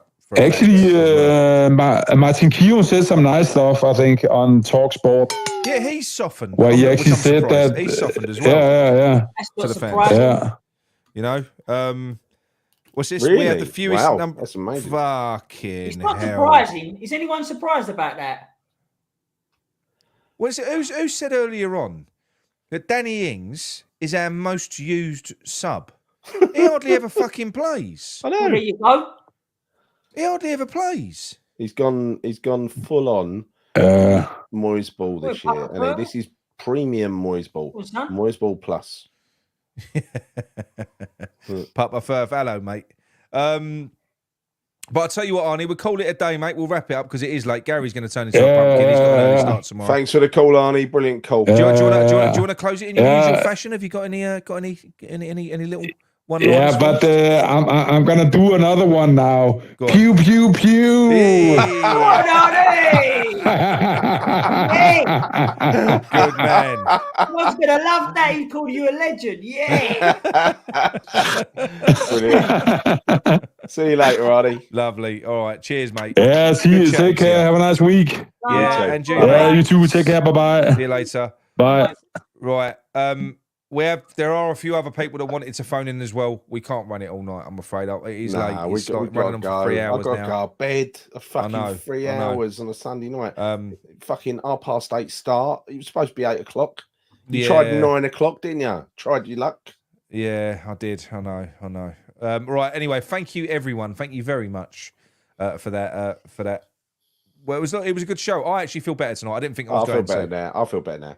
It's taken a long time to get here, though. The first hour I was miserable. Yeah, I know. You was a grumpy bastard. Blur, weren't we? We were just blah. Yeah, we were. And a bit angry. We was angry, to be fair. Yeah, very, very. I feel mellow now. I think I'll be all right now.